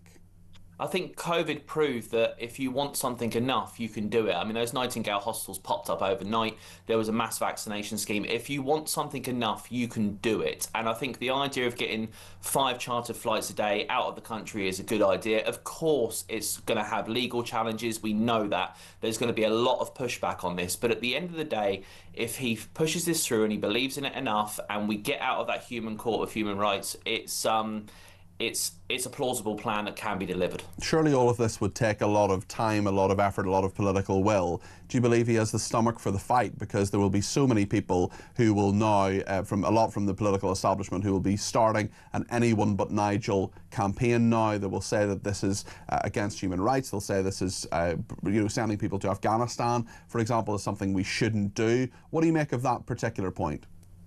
Listen, of course the opposition are going to start slandering Nigel and slandering Reform. We are the opposition, essentially. You know, who is a threat to Labour? Reform. Who is a threat to Conservative? Reform. So of course we're going to be a target for those kind of attacks. That's absolutely normal. But at the end of the day, the Tories have proven over 14 years they can't manage this country. They can't deal with migration. And now we've had 14 months of Labour where we know they can't handle the situation either. So of course they're going to start mudslinging at Nigel when he comes up with a credible plan. We're used to that. We'll deal with that. But that's irrelevant. The thing that is relevant is that we deliver on the results that we promise. And to do that, we need the opportunity to be running this country so that we can prove that we will do what we say. In terms of the local councils, obviously you're on Portsmouth Council. There have been some councils who've talked about being councils of sanctuary in regard to different asylum seekers who are staying there. This has been a part of the picture when it has come to many of the protests that are going to be happening over this weekend, 27, maybe 30 of them that are happening. You've been on some of these protests previously. The ones you've been on have been completely peaceful. I just wonder what your thought is this weekend as you see this expanding across the country. Peter, what a topic. The Council of Sanctuary is something that I've been screaming about for a year for people across the country to find out whether their council is one of those. If you look at Portsmouth as an example, where I'm a councillor for, we have more asylum seekers in our city than every other council authority in Hampshire combined. We have got a truckload of them. And guess what? We are a city of sanctuary. We are a council of sanctuary. We're going towards that scheme. Our Liberal Democrat administration has sent a clear message that migrants are welcome in Portsmouth, despite 91% of residents in a huge poll where 4,500 people responded saying they don't want more migrants here. Council of Sanctuary pledges are a big problem because it changes the mentality of the way that the council reacts to situations, and it sends a really bad message, and Portsmouth is a prime example of that. So yeah, a Council of Sanctuary pledge is a really, really bad thing, and it sends a completely wrong message to the Home Office that we want more when we actually don't. Just tell us about your case and what's going on, and as much as you can say in regard to the complaints and so on that you've had about your own council, about your own story when you tried to raise the simply put information in the public domain about an asylum seeker who has been charged with a sexual offence. What's going on there, George? Just bring us up to date. Yeah, it's not been an easy 6 months, Peter, and as you know, I've been on the show a number of times talking about this. For the listeners that are tuning in that don't know, obviously I basically whistleblowed on the fact that the council officers were trying to basically cover up a rape charge of a young woman by an asylum seeker in a local hotel. Since then, I've also done some investigative research, if you like, and I discovered that the HMOs were being used for asylum seekers when we were told they weren't, and I blew the whistle on that as well. So I'm not really a popular figure amongst the council world at the moment because I'm exposed. Well, I'm being transparent. That's what I was elected to do, be transparent and open. And I always. Well, you're serving your constituents. You're not serving the people who are working for the council, and you're doing your job, George. Yeah. I always say that politicians have to remember that we are elected by local people to represent local people. I'm not elected to represent council officers' interest. I'm elected to represent the people, and that's what I do transparently. And whether you like me or don't like me for that, that's your choice. But I'm always going to speak transparently. And since then, I'm not going to lie, Peter, it's not been great. We've had 30 plus member complaints put against me, and these cost roughly £800 to £1,500 a time. So we've spent literally £40,000 of taxpayers' money on people that have put complaints against me because they don't like what I've said. I've had enforcement officers turn up at my house about a fence. I've had enforcement officers turn up about my business. It's been... Do you feel victimised? Yeah, I do, Peter, now. Yeah, at first I thought, this is just a bit of a political games. But when I actually see other politicians and other people from other communities on Facebook literally saying, here's how you complain about George, this is the complaint you need to put in, and they're literally drumming in complaints every single day. And my time is now being spent kind of defending myself on these fruitless campaigns, where just this week I had another 3 that were thrown out. You know, it's these complaints are not going through. Very rarely I'm getting any recommendations to do anything, and the only one time I did, I had to do an apology. But most of them are being thrown out, but I am getting bombarded with them, and at this very second I still have another 18 to respond to. So it's 18 complaints to respond to. What sort of things are they complaining about? They're just making your life hell? Yes, all the complaints are connected to what I've said in relation to asylum seekers, or in relation to the hotels, or in relation to the fact that I spoke out about the charge of the migrant who raped somebody. I should say allegedly raped someone. Allegedly, yeah, absolutely, yeah. He's not gone through the court process yet, and he has pled not guilty. So he's got a court date in December. But you know, speaking out against this stuff has caused me to get a mass amount of complaints, which is just a waste not only of my time and officers' time, but as I say, the total bill at the moment is something like £30,000-40,000 to the taxpayer, which is just incredible. That is just ridiculous. My goodness. Listen, George, thank you for chatting to us this morning. As Councillor George Madwick, their leader of Portsmouth Reform UK group. We've had quite a number of voice notes this morning. Dave, Tech Up Dave, has been industrious in going through them all. I just want to play a couple before the break. Let's hear the first one from Paul. Morning, Peter. It's Paul in Burnley. Keir Starmer found time to summon an emergency cabinet meeting to recognise the state of Palestine. He found time to do that. It's clear we've got a national emergency regarding illegal immigration. He's not found time to do that. He said he wanted to smash the gangs that were aiding and abetting illegal immigration. Let me tell you this, Peter, the biggest gang of all is the Labour government. Thank you, Paul. Ian has been in touch about Christine Jardine, the Liberal Democrat MP I spoke to about an hour ago. This is what Ian says. Hi, Peter. It's Ian from East Grinstead. Christine is part of the problem that we have here. She's talking about letting illegal people work. So by default, she's actually accepting the fact that they're here legally, and they'll, obviously, if they start working, guess what? They'll get legal status. She has no concept about what the cap of numbers are in terms of migrants we should let into the country. She has no policies apart from just rubbishing everything. She's got no alternative suggestions. She's just completely clueless. She's just a shameful MP and shouldn't actually be in the position she's in. Complete bombastic nonsense. Well, thank you for that, Ian. Plenty of views coming in. You want to send your voice note in, or indeed give me a ring, 03444991000. That's what Herbie has done. He's on the line now. Herbie is in Harrow. What would you like to say, Herbie? You're very welcome to the programme. Good morning, Peter. Morning. Well, again, that Christine, that Liberal Democrat, is completely out of touch again. She's got no idea, as your previous caller said. They're out of control, some of these people. They really do not understand the seriousness and the problems it's creating. Our only solution is it's time for us to set up camps, and I mean camps somewhere, so we can house these immigrants as they're coming in and get them sent back as soon as we possibly can. We're in a crisis position, Peter, that isn't going to get any better. It's going to get worse. We're at the verge of them taking over and being in full control with the amount of them that's coming over.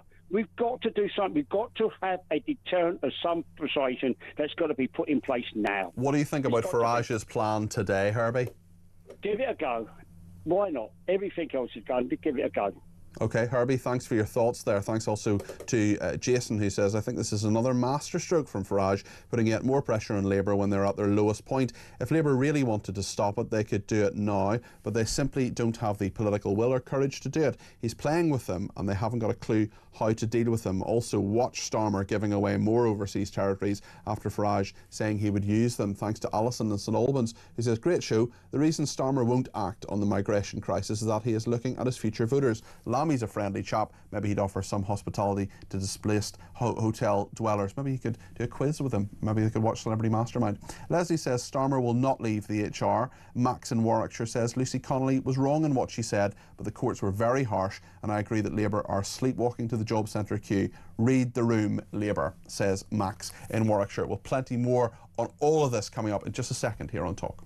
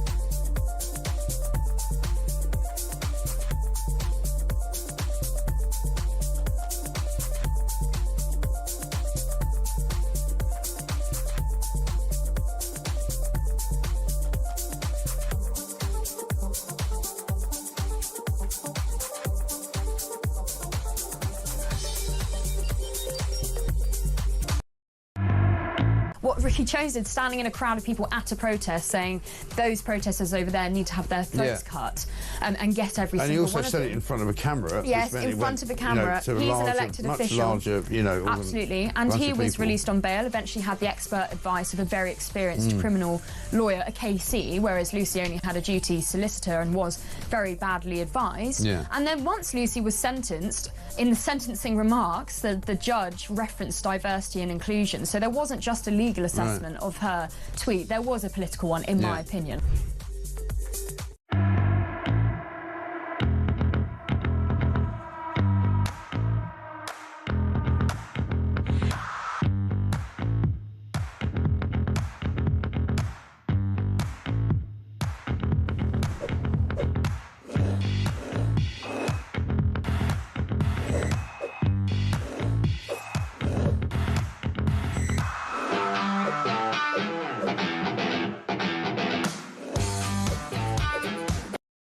Across the UK, on DAB+, on your smart speaker, on your smart TV, and on your side.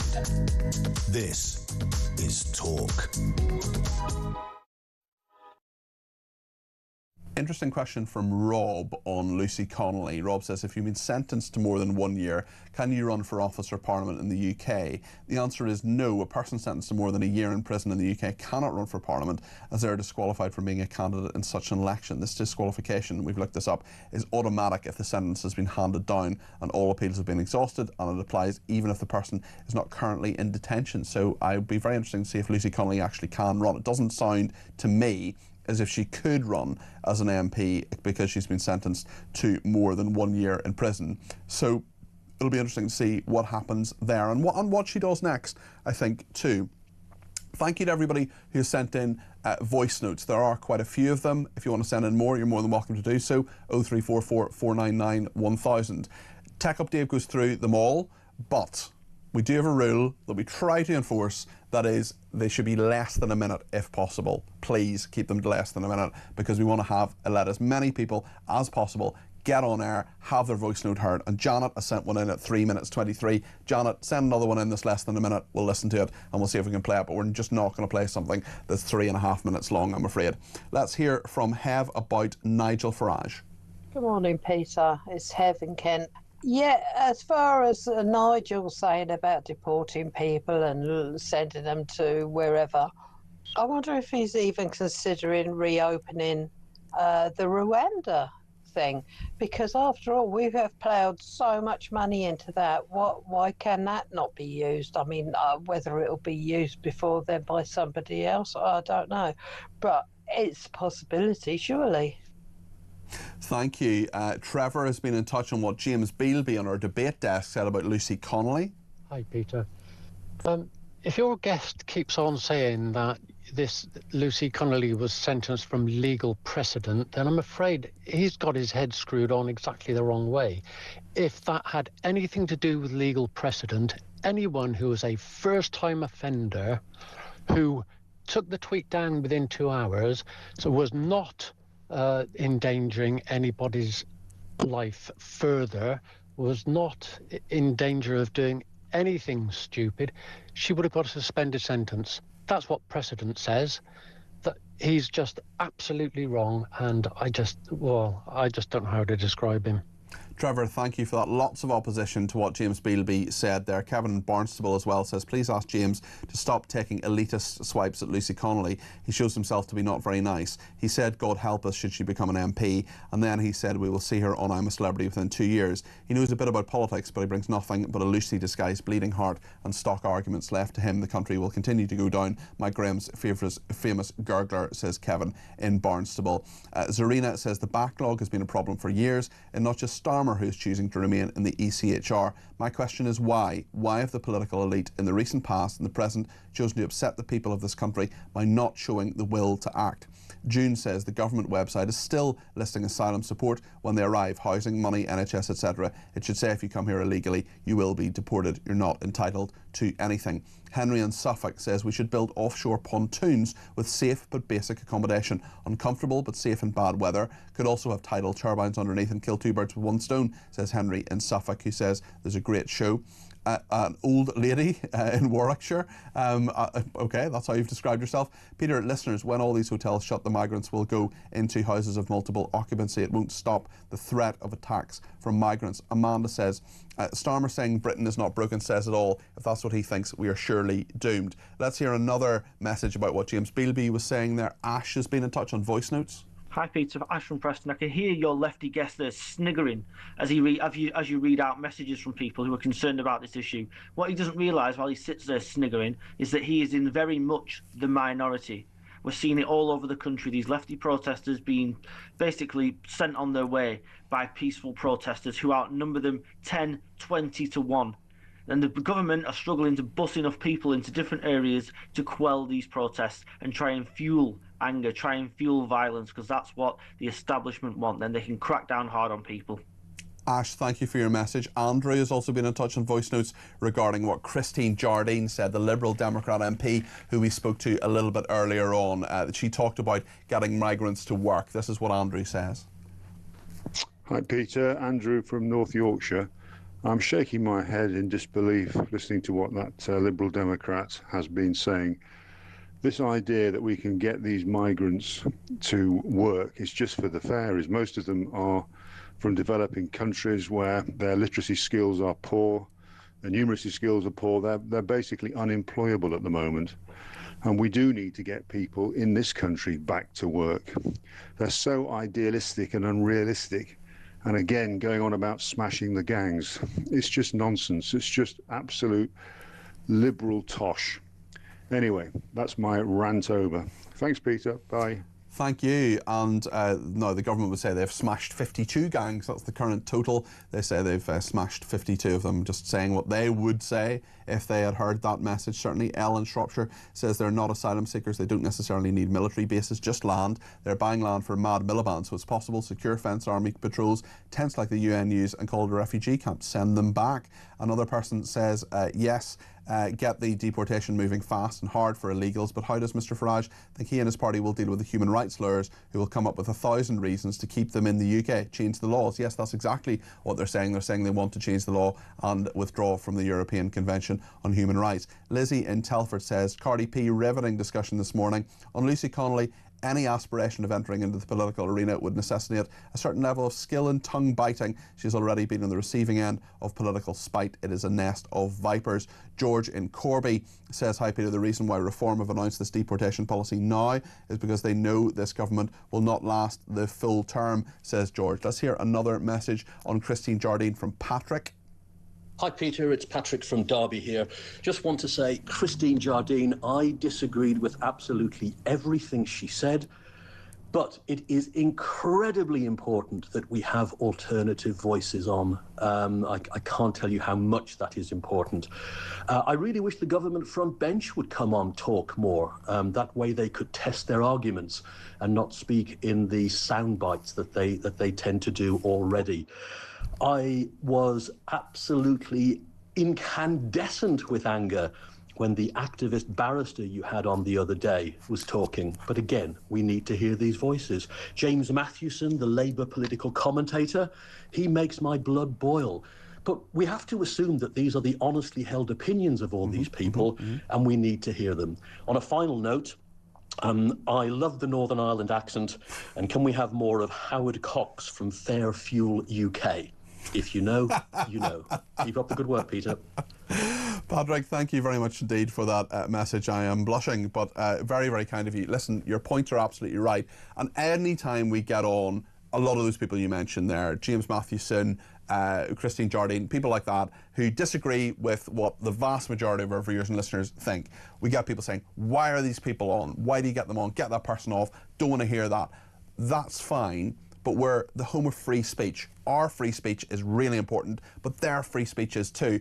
And Patrick is absolutely right. When you hear those arguments, you know why in many people's view, and in my view with Christine Jardine and James Beelby and James Mathewson most of the time, they're wrong and we're right. That's what I think. It tests my arguments. It makes me think these things, not being an echo chamber. And Patrick, I just couldn't agree more with your sentiment there. Listen, on the barrister, on Frank McGuinness, not the most pleasant person to interview, not the most pleasant 2 interviews of my life that I have done with him. But I think as well, different people have different styles. You know, I have the greatest respect. I think, you know, Julia's brilliant, Mike's great. I love watching them. Kevin, Ian, all the other presenters are great. They have slightly different styles to me. I'm not saying they're wrong, they're right and I'm wrong, or they're wrong and I'm right. I'm simply saying that the way I do interviews, sometimes, not all the time, sometimes I get a bit shouty, but with Frank McGuinness, for example, what I did was just let him speak. And I think the thing is that these people often reveal themselves when you give them, you know, the space to articulate their views. I think Frank McGuinness did that the other day. I really appreciate Patrick, your thoughts, and I will be very, very careful when we have Howard Cox from Fairfield UK on the next time. Plenty more to discuss, including with Peter Blacksley. We'll talk to him about Ghislaine Maxwell. We'll talk about the Notting Hill Carnival and a number of other crime issues after the break. Stay with us.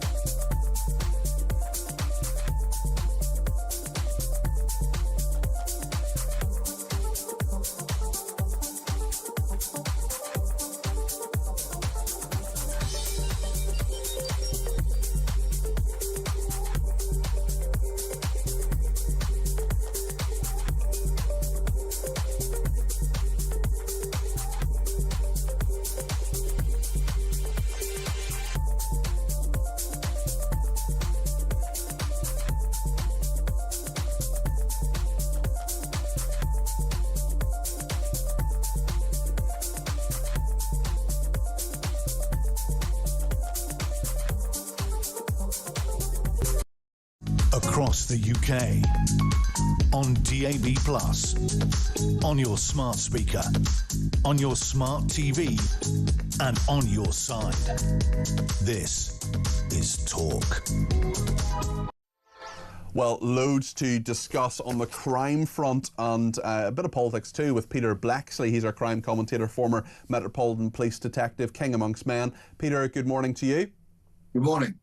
I wonder if we could talk about the Notting Hill Carnival. It's happening in West London. I want to be really careful, of course, and remember that 82% of our viewers and listeners live outside London, but it is a national event.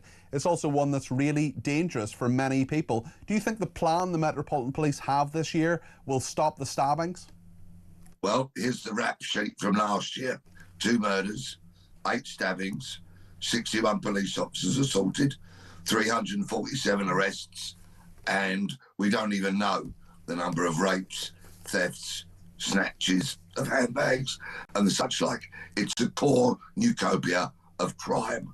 But I don't want to cancel the Notting Hill Carnival. I was in... Peter, do you just want to take a drink of water for a second? I think it's probably more than that. If you can hear me, I'll plow on. Yeah, but I just don't want you to be any discomfort. Do you want to? I can play a couple of voice notes, Peter, if you want, and come back to you in 1 minute. Shall we do that? That's very kind, thank you. OK, we'll come back to Peter in a second. He's just going to have a glass of water, maybe a frog in his throat, and make sure that he's OK there. Let's hear what Polly has said on voice notes about Councillor George Madwick. This is George, who is a Reform UK's leader on Portsmouth Council. This is what Polly has said about him. Hi, talkTV. I'm incandescent with that Reform councillor. Firstly, there are other councillors in the country. Secondly, it is not a fresh idea from Farage. It actually comes from the likes of Rupert Lowe and Benjamin Habib. Could we please at least set the record straight? Thank you. Still love you, Peter. Thank you for that, Polly. We'll play some more voice notes as time goes on. Betty's been in touch on text. It says, "Morning, Peter. As a reminder to those who forget their history, the UK manages 1,000 flights per day now. The Berlin airlift was 1,000 per day. On D-Day, they moved 250,000 men and 100,000 tonnes of equipment and built 3 new harbours in 10 days, all with 1940s technology and with members of the Commonwealth. Anything can be done if the will and leadership is there." Betty, that is absolutely correct. Even more recently, I mean, that scale of things you're talking about, obviously absolutely huge. But even more recently, Scunthorpe, for example, the steelworks, Parliament was recalled on a Saturday. The legislation was passed in a day. That saved British steel in this country, and that is something that can happen. It can be done. Politicians always say, "Oh, these things are really complicated." Yeah, but everything's impossible until it's done. Martin in Lichfield says that he thinks that overseas territories to send the illegals may not be the best idea.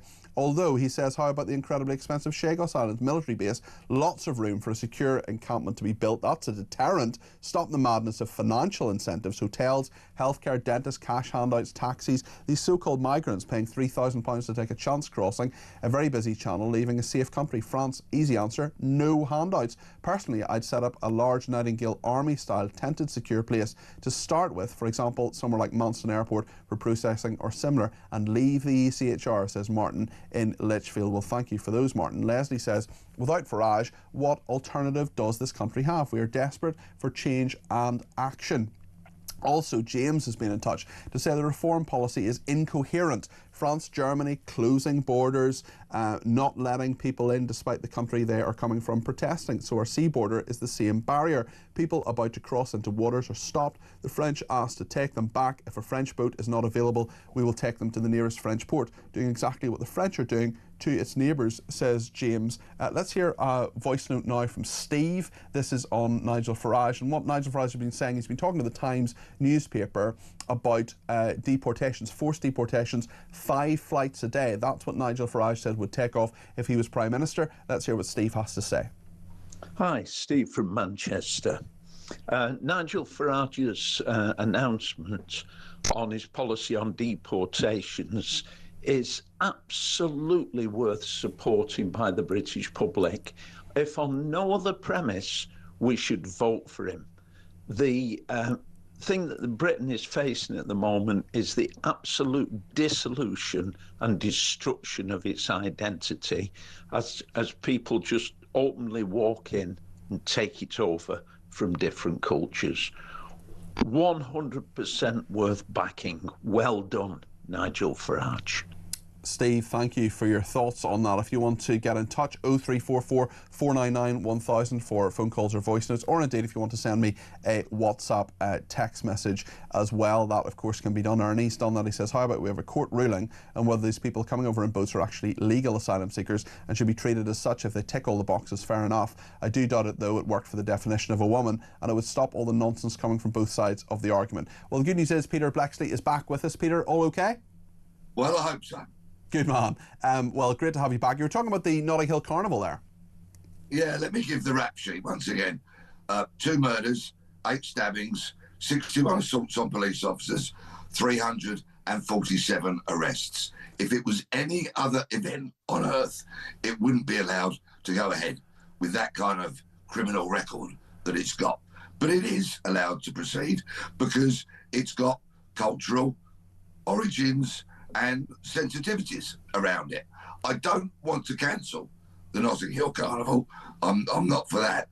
What I do want to see is it moved to Hyde Park, where you can put unscalable fences around Hyde Park, turnstiles, ticketed knife arches, much greater security. And as the Commissioner of the Met pointed out this year, he has great fears that there is going to be a mass casualty crushing event like Hillsborough.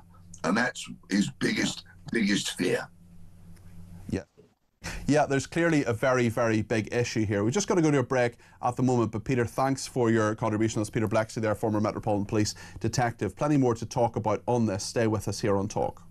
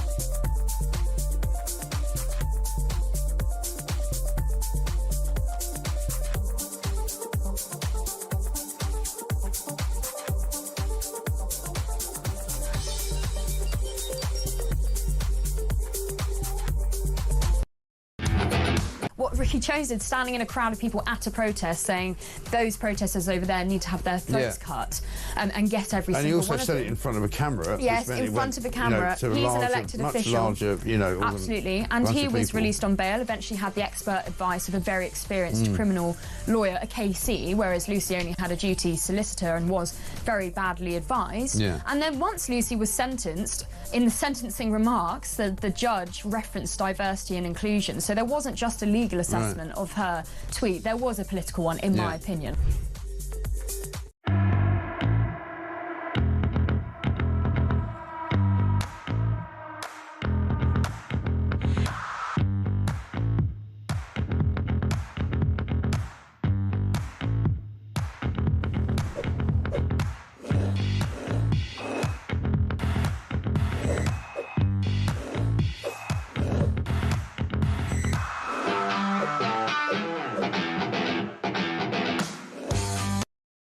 Across the UK, on DAB+, on your smart speaker, on your smart TV, and on your side. This is Talk. I want to talk now about Ghislaine Maxwell. Before I do, I just want to absolutely reassure you, Peter Blexley is fine. I thought he wasn't sounding 100% well there. It's just a throat issue. We've said thanks for the contribution on the on Notting Hill. Peter's absolutely fine, but we've just decided to sort of end the interview just because he wasn't feeling 100% well, but we'll have him back on very, very soon, and he's absolutely fine. It's just a problem with his throat, so please don't be concerned. I know there are a few people getting in touch, but Peter Blexley is absolutely fine, and we'll talk to him very, very soon on Talk, maybe even tomorrow, you never know. Ghislaine Maxwell has been giving an interview. She talked to Donald Trump's Deputy Attorney Todd Blanche in July, and we have some of the information and some of the actual testimony that she has given, because that's now in the public domain. She spoke to Todd Blanche and she denied that her paedophile lover Jeffrey Epstein maintained a client list or black book. This is what Ghislaine Maxwell has been telling the Deputy Attorney, Donald Trump's Deputy Attorney General Todd Blanche. Well, first, you know, to be short, there is no list, there's no client list, nothing like that. No, there's nothing like that. That you know. That I, obviously. Right. Yeah. So that narrative that was created and then built upon and it just mushroomed into what, basically this is like a Salem witch trial. People have gone lost their minds for this thing. I understand that. But the issue is, how do you satisfy a mob who can't understand the lifestyle because it's like P. Diddy in Redux on TV with Clintons and Trump? I mean, it's bananas. That's Ghislaine Maxwell there. I mean, it's not the Salem witch trial, Ghislaine. You're a convicted sex trafficker, so let's just calm down a wee bit here. She's currently serving a 20-year prison sentence for recruiting underage girls for Jeffrey Epstein. She said she never witnessed President Trump in any inappropriate setting in any way. This is what she said. What about Mr. Epstein's relationship with him? I don't know how they met, and I don't know how they became friends. I certainly saw them together, and I remember the few times I observed them together that they were friendly. I mean, was that in friendly. Social settings or was that in private settings? I believe I only ever saw them in social settings. I don't recall any private settings. Did you ever observe President Trump receive a massage? Never.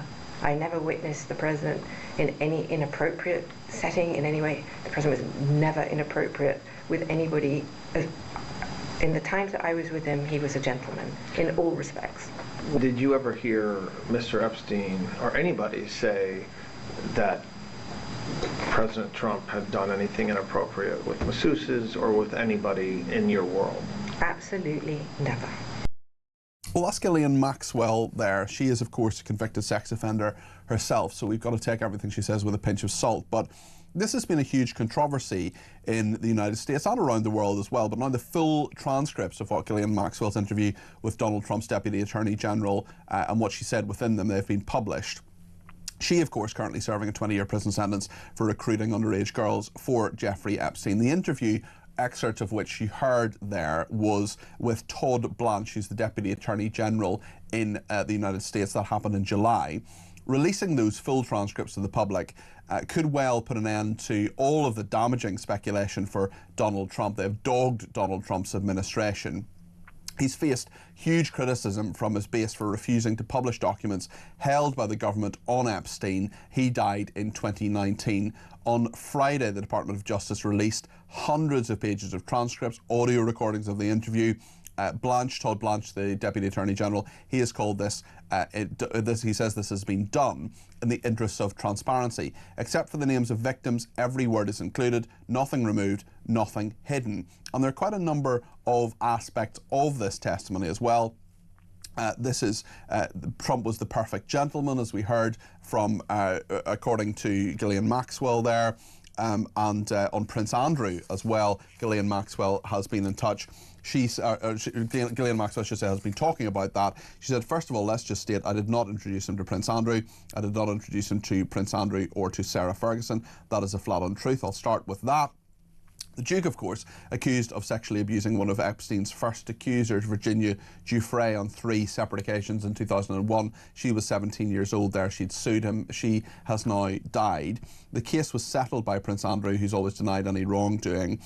During a Newsnight interview to address the accusations in 2019, Andrew said the British socialite Ghislaine Maxwell, now a convicted sex offender, was the one who acquainted him with Epstein. So that is Ghislaine Maxwell saying that Prince Andrew is not telling the truth there. She had also said that the Duchess of York, Fergie, who she described as her frenemy, actually pursued Jeffrey Epstein. She said, I thought that Sarah was trying to put the moves on Jeffrey, if I'm being honest, and I thought the whole thing was annoying, and I'll not use the phrase, but she said, well, I can say this in context, I was pissed off. She said she believed the Duchess liked Mr. Epstein. Asked why she thought so, Maxwell responded, my female intuition. She says Epstein never loved her. She denied as well that Epstein had taken his own life. She said it was no suicide. It's a contentious point for many Trump supporters. There are many people who don't believe that Jeffrey Epstein took his own life. She believes he was murdered. Many of the supporters, of course, say he was murdered in order to suppress and cover up the client list of high-profile figures. That's a list that Ghislaine Maxwell says doesn't exist.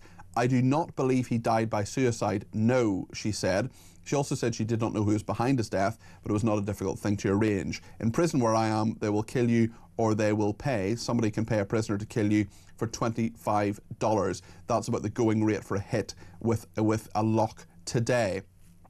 She says there's no client list. Also, this controversy over a Trump birthday message, allegedly sending a lewd letter. This was President Trump who allegedly sent a lewd letter featuring a drawing of a nude woman for Epstein's 50th birthday. Wall Street Journal reporting that, for the interest of transparency, that's owned by the same group as Talk. It reported last month that Mr. Trump had submitted a note for an album Maxwell was assembling for her then boyfriend's birthday, in which he told Epstein they had certain things in common. And she says, I do not remember when asked whether Mr. Trump had sent the message. Well, that is a lot of what she said about various people. There are various celebrities as well. She talked about Naomi Campbell. She may have gone, well, she certainly, I believe she visited him in Palm Beach, and I believe she would have gone to Jeffrey Epstein's island, and she may have gone to see his house in New York. And Robert F. Kennedy, the health secretary in America. Bobby knew Mr. Epstein. We went on a trip together. We went to dinosaur bone hunting in the Dakotas. On Elon Musk, she said, I believe Elon Musk knew Jeffrey Epstein. She pointed to emails seen in trial documents as the only reason she believed they knew each other rather than her memory. She says she doesn't think George Soros knew him. And on Richard Branson, Ghislaine Maxwell alleges, I think I remember that I went to Richard Branson's island with Mr. Epstein, and maybe he went another time, but I wouldn't characterise Richard Branson and him as friends, but he did go. I think he went with him. So lots of evidence there from Ghislaine Maxwell. That, of course, is what people in America are talking about. Let's hear some more voice notes. Bill has been in touch about migration. Hi, Pete. Good morning. Bill from Angus here. Listening with great interest everything is going on this morning. Absolutely terrific show. I agree wholeheartedly with all these people. They're saying that we ought to get somewhere, pitch tents, keep them in there, not hotels and all the rest of it. Ascension, maybe, but there's plenty of islands off the northwest of Scotland that aren't inhabited, and they're a bit cool. I don't think most of them coming from Afghanistan would like that or wherever, but I'm afraid I don't know what to do about them. Christine Jardine, not much I can say, apart from the fact if they were allowed to work, they would probably all disappear into the black economy and not pay taxes or national insurance anyway. Okay, thanks, Pete. Good show. Bye. Bill, thanks for your comments there. You've given us lots of different things to think about. There are, of course, migrants who do work. They've been here for more than a year. They're waiting for their asylum claims to be processed. And this processing issue is just such a big deal. That's why we have the people, or part of the reason why we have the people in hotels. I just want to hear one more voice note before we take a call from Simon in Derby. Lee has been in touch. Let's hear Lee's voice note. Hi, Peter. Lee from Leeds here. Great show as always. I'm ex-forces. I served in Kosovo in tents. It was minus 24 degrees C when I arrived. It was plus 36 when I left. We had to shave with frozen water from the kettle because the pipes had all frozen. I also served in Afghanistan, Camp Bastion. Temperature there got up to 44, 45 degrees C.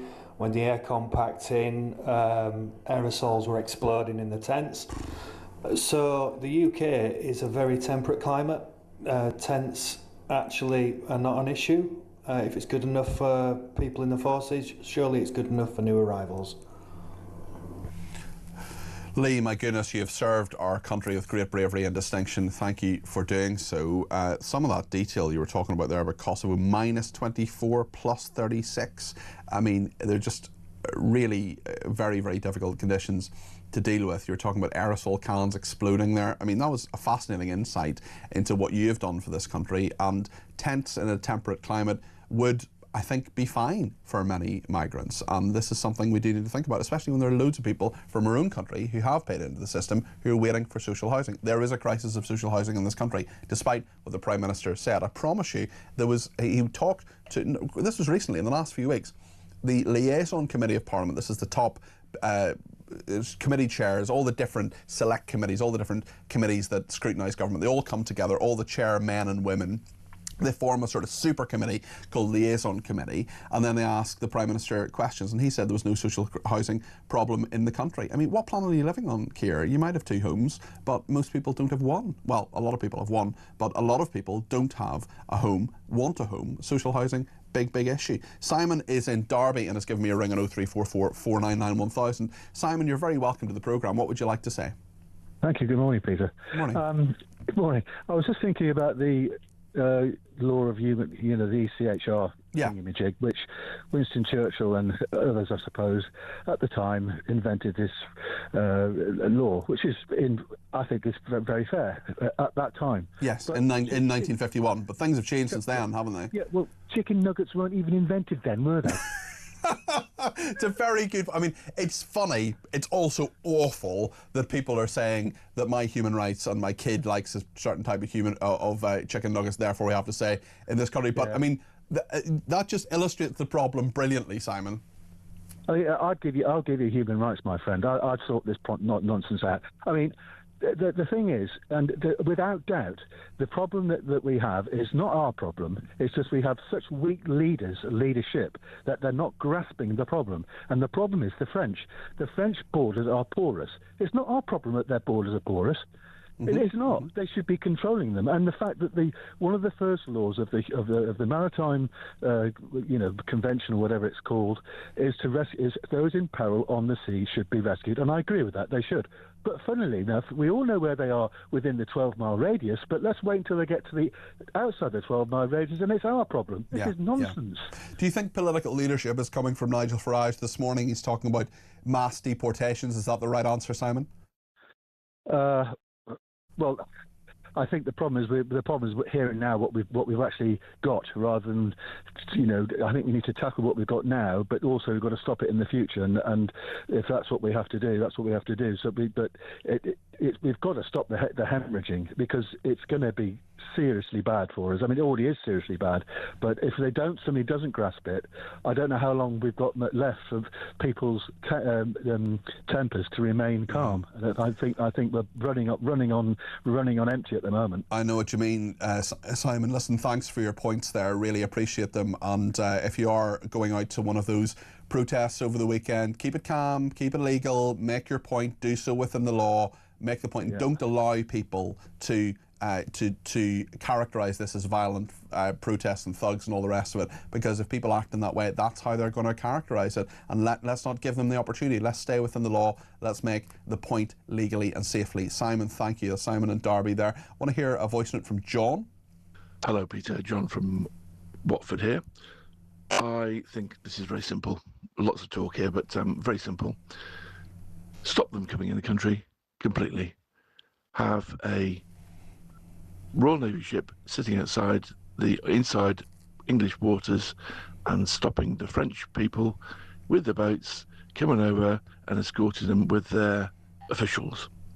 Then send them back, confiscate the boat from them, and say you are not coming back again. If they do manage to come here, then we take them to a deporting camp, which is tents or something similar, and literally take them back to where they came from, Eritrea, whatever. If these countries don't like the fact that we want to send them there, cut all aid and cut all visas for anybody arriving from those countries. That'll soon sort it out. Bye. Thank you very much for that, John. Robin Dorset says, I feel for George Madwick, the councillor we spoke to a bit earlier on. Rob says, for what he's going through with the numpties in Portsmouth Council, I hope he hangs on in there and continues to expose the local people, what type of people represent them. Also a brilliant one, absolutely brilliant, from Jane. I mean, this is up there with the chicken nuggets comment, which I think was superb, from Simon and Derby. Jane says, if the gangs are businesses, the best person to ruin those would be Rachel Reeves, the Chancellor. Get her in. The gangs will be smashed, they'll disintegrate, they'll fall apart before too long if they're managed by Rachel Reeves. That is a very interesting point, Jane, and one which I'm going to think of over the news. If you want to join Jane, send in your text message 87222 with the word talk in your text. You can send a voice note or give me a ring on 0344 499 1000. Plenty to talk about between now and 12:30. Stay with us.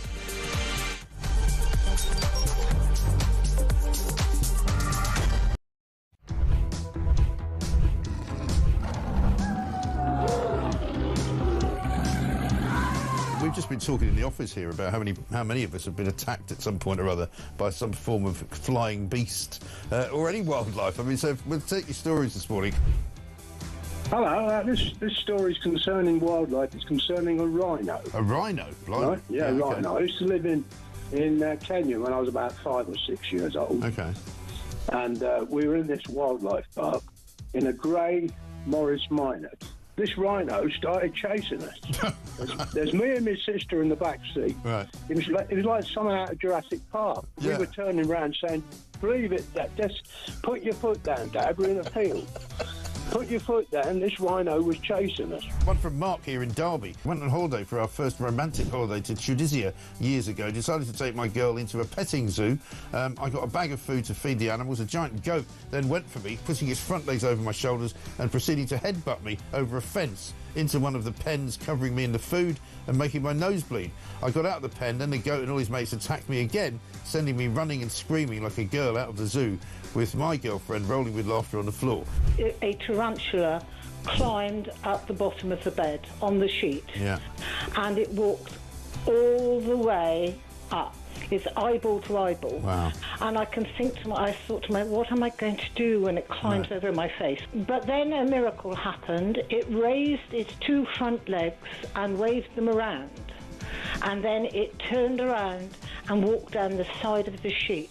Boris Johnson been attacked by an ostrich. The former PM was enjoying a safari trip with his family when the bird leaned into his car and went oi oi and pecked his hand. In footage shared online, he quickly jerked from the ostrich.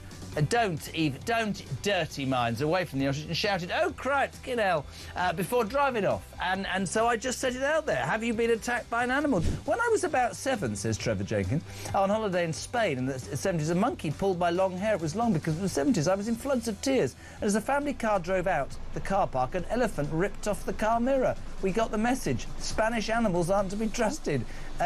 Jeremy, Brittany here from the United States. I was spurred by a rooster in my right foot a few years ago. Spurred? How do you get spurred by a rooster? And one here from Dan in Hampshire.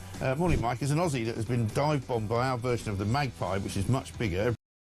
Across the UK, on DAB+, on your smart speaker, on your smart TV, and on your side.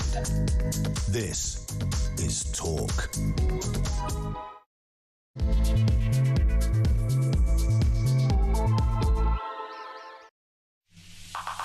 Good afternoon, this is Talk. I'm Peter Cardwell. This is the show where there's so much to talk about. Nigel Farage has said today that he will pledge 5 deportation flights a day. We'll hear what he has been saying to the Times in just a second. We'll hear from you as well before 12:30, and Elliot Wilson is standing by. He's a writer and former House of Commons clerk. He has lots of views on all that is going on. We know that there will be up to 30 different protests at migrant hotels right across the country today. Maybe you're taking part in one of those. Give me a shout. 0344 499 1000 is the number to call. You can text me 87222 with the word talk in your text. You can tweet me at talkTV. Follow me at Peter Cardwell. You can also send me a WhatsApp voice note, a WhatsApp text message, or give me a ring on 0344 499 1000. Loads to discuss here on Talk. Stay with us for the next half an hour. Thank you to Anne, who says if the migrants were put into tents, housed in empty warehouses as they are in France, would that not be a deterrent from one type of living to the exact same? Someone says, no, we do not want them on our Scottish islands, presumably someone who lives in the Scottish islands. Paul says Maxwell is after a presidential pardon. That is Paul there. And on that note, actually, Stephen in Lincolnshire says, you keep reminding us that Ghislaine Maxwell is a convicted sex offender, pinch of salt, etc. Lucy Connelly is also a convict, pinch of salt also, and that Ricky Jones not convicted. You're cherry picking, you're better than that, says Stephen in Lincolnshire. Right, Stephen, thanks for that. Factually, Ghislaine Maxwell is a convicted sex offender. Factually, Lucy Connelly is convicted of inciting racial hatred. I've never shied away from that whatsoever. We are having a debate about that because it's a big issue about free speech in this country. Ricky Jones is also not convicted. He was found, of course, the jury cleared him of those allegations in regard to inciting, in regard to the charges he faced. All of that is factual and straightforward, and I'm happy to clarify that, Stephen. I'm not entirely sure what your point is, but maybe I'm just missing it, and feel free to just text me through again. If you text again, Stephen, I'm just saying to Jody, who's the producer who looks at the texts, if Stephen texts through again and he wants to clarify his point, I'm trying to understand, but I just can't entirely understand it. Stephen, write what you like. If it's within the law, I will read it out between now and 12:30, Stephen, if you want to clarify that point, because I just don't quite get where you're coming from, but you're more than welcome to text in again. Whatever you write, I will read out. I've asked Judy, who's the producer, just to have a look and make sure that comes through on the screen in front of me. Lots to discuss in terms of migration. Nigel Farage, front page of the Times today. Nigel will pledge 5 deportation flights a day. He spoke to Steve Swinford, who is the political editor of the Times. We have some clips of that were played on our sister station Times Radio a bit earlier, about Reform UK's plans to mass deport migrants. This is the aim of saving the taxpayer billions of pounds. The aim of the legislation is mass deportations. We are dealing with a huge number of people. Even the Office for Budget Responsibility estimate that a low-skilled migrant that comes to Britain, if they live an average lifespan of 80 years, will end up costing the taxpayer £400,000 each. This plan aims to save the British taxpayer hundreds of billions of pounds over the course of the next decades. Well, Nigel Farage doesn't think it's very difficult to send people back and says Reform UK would use British overseas territories as a backup for his plans. We don't think it's very difficult to send people back to Syria, to send people back to Iran, Iraq. Pakistan would be very near the top of the list. A lot of people from Pakistan have come not through boats. They come with the excuse they're visiting family and never ever leave. There will be some cases where it is difficult to determine perhaps where someone's from. In that case, we would use British overseas territories like the Ascension Islands very much as a backup. But I think so much of this is about statement of intent. We start to deliver on that. You know, we start to detain and deport, and I think you'll find the problem with the boats coming across the channel would end within a fortnight. Well, the leader of Reform UK says the migrant crisis is leading to public anger at a level not far from disorder. We have a massive crisis in Britain with illegal immigration. It's not only costing us many, many billions a year, it's not only posing a national security threat. We've had 3 suspected Iranian terrorists recently arrested, but it's leading to public anger at a level because of sexual assaults on women and girls, as just one example. Public anger at a level that frankly is not very far away from disorder. And an overwhelming majority of the public demand something is done. And there is only one way to stop people illegally coming into Britain, and that is to detain them and to deport them. And for those that have come here in the last few years illegally, we will go and we will find them, and we will say, look, we can be very nice about this. You can go back to where you come from. We'll take you there. We'll put some money in your pocket to do it, or we will deport you. Nigel Farage speaking there, the leader of Reform UK. Let's speak to Elliot Wilson. He's a writer, former House of Commons clerk as well. Elliot, what do you make of these plans and how feasible do you think they are? And with your hat as a former House of Commons clerk on, in terms of the level of legislation, the huge and radical change that would be needed to make it happen, how feasible is that? What would Nigel Farage need? Presumably a huge majority and probably quite a lot of parliamentary time, I would imagine. Well, in terms of legislation, in a sense, all he would need is a majority of 1, because, you know, that's all you need to pass legislation, as you all know. And you could, in a sense, have a kind of catch-all bill which would say, you know, this is how the system is going to operate. This applies all previous legislation, or anything like that. I think there's something much more profound about what Farage is saying, and he's a very, very clever campaigner. He always has been, but he's massively conflating, it seems to me, 2 issues, which is illegal migration and legal migration, because illegal migration is a tiny, tiny fraction of the huge numbers of people we've seen coming into this country, which does, I fully accept, make people very uneasy. 400, 500, 600,000 people a year. Illegal migration is a tiny amount of that. Now, whether he's saying that he wants to deport people who've been allowed to come here legally, I don't know. No, he's not. He's saying that the point of this is that if people who have come here illegally, that they will all be deported. That's what he's saying. That, I think, is also... I think when he starts talking about, you know, sending people back to Afghanistan and Iran, I think we're going down a very murky route. You know, these places are, by any definition, theocracies, brutal dictatorships. We fought wars in Afghanistan, and people rightly condemned some Western politicians were making deals with the Taliban. And he now seems to want to say, yeah, but except if it's migration, then we'll just send these people back. So Nigel Farage's point in this, I'm not here to advocate for him, I'm merely adding to the conversation. He says that that's essentially not our problem.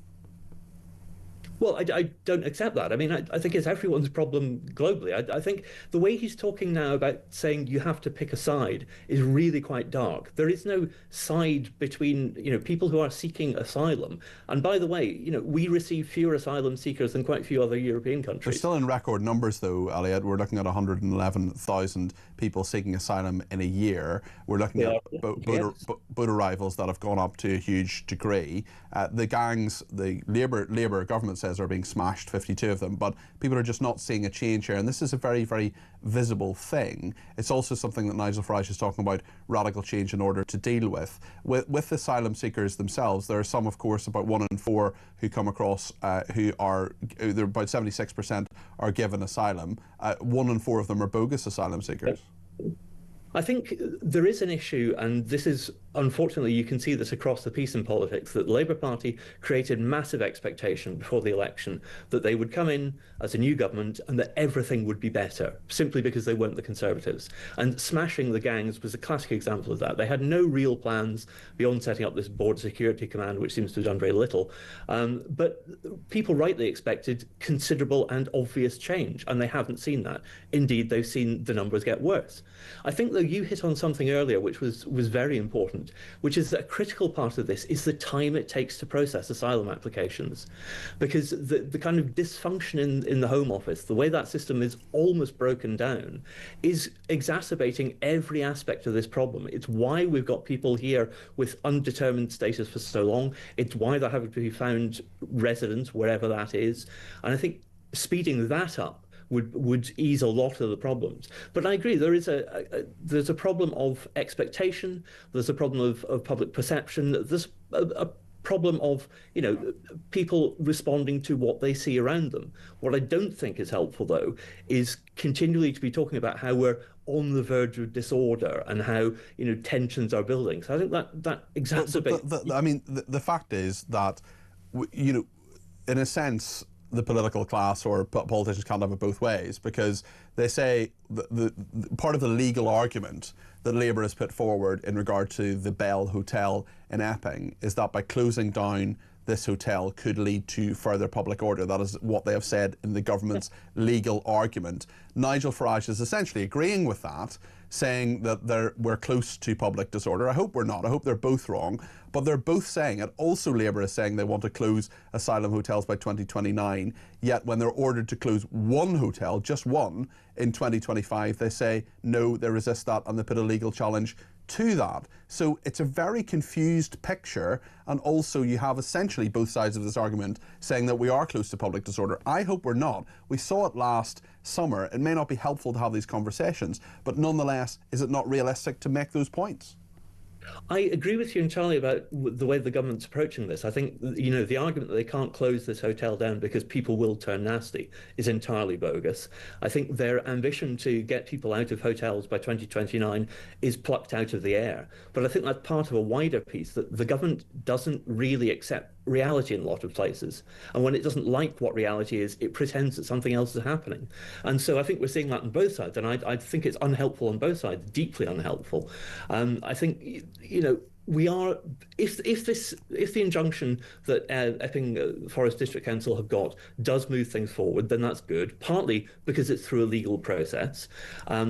It will hopefully force the government's hand to start thinking much more seriously about this and start thinking, how are we going to manage these numbers down? Because we've said we will. And I think that is really one of the key problems here. Expectations have been raised. They've been raised rather glibly, I think, by the incoming government. And now the government is turning around and saying to people, well, you can't expect us to do something about it. And by the way, you're a racist. And I think that's deeply unhelpful. Elliot, thank you. That is Elliot Wilson there, writer and former House of Commons clerk. Thanks for joining us on Talk this morning. Thank you to the person who says, Farage promise on deportations, great fab, but we can't wait 4 years. We need action now. Betty says, US green card means you pay US tax for life or the time that you hold it. That's the price of the right to remain. Maybe all new citizens need to do the same and turn off the freebies. Nobody will come for 70% tax all in if you're working. Jane's idea actually works. All claims pay more than 10% tax, or their sponsors pay 10% more tax until the country breaks, says Betty. That's sort of one idea. Harriet says, my question about immigration is what's changed. The ability to get across the channel in a boat hasn't fundamentally changed in hundreds of years. People actually can swim across. So what's changed from the 1980s or even the 1880s that means that we now have an issue we didn't have before? Well, some blame, believe it or not, Boris Johnson's Brexit deal. Maybe that's something we can talk about in greater depth. Final message before the break from Tad, who says, good point made by John, and putting the French in their place isn't just without precedent. Nelson did it with Villeneuve, and in our successes go all the way back to Agincourt in 1415 when Henry V beat the French on their own soil. 1066 was an aberration.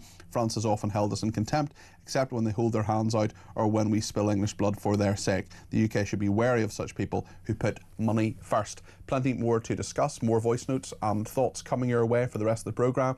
Stay with us here on Talk.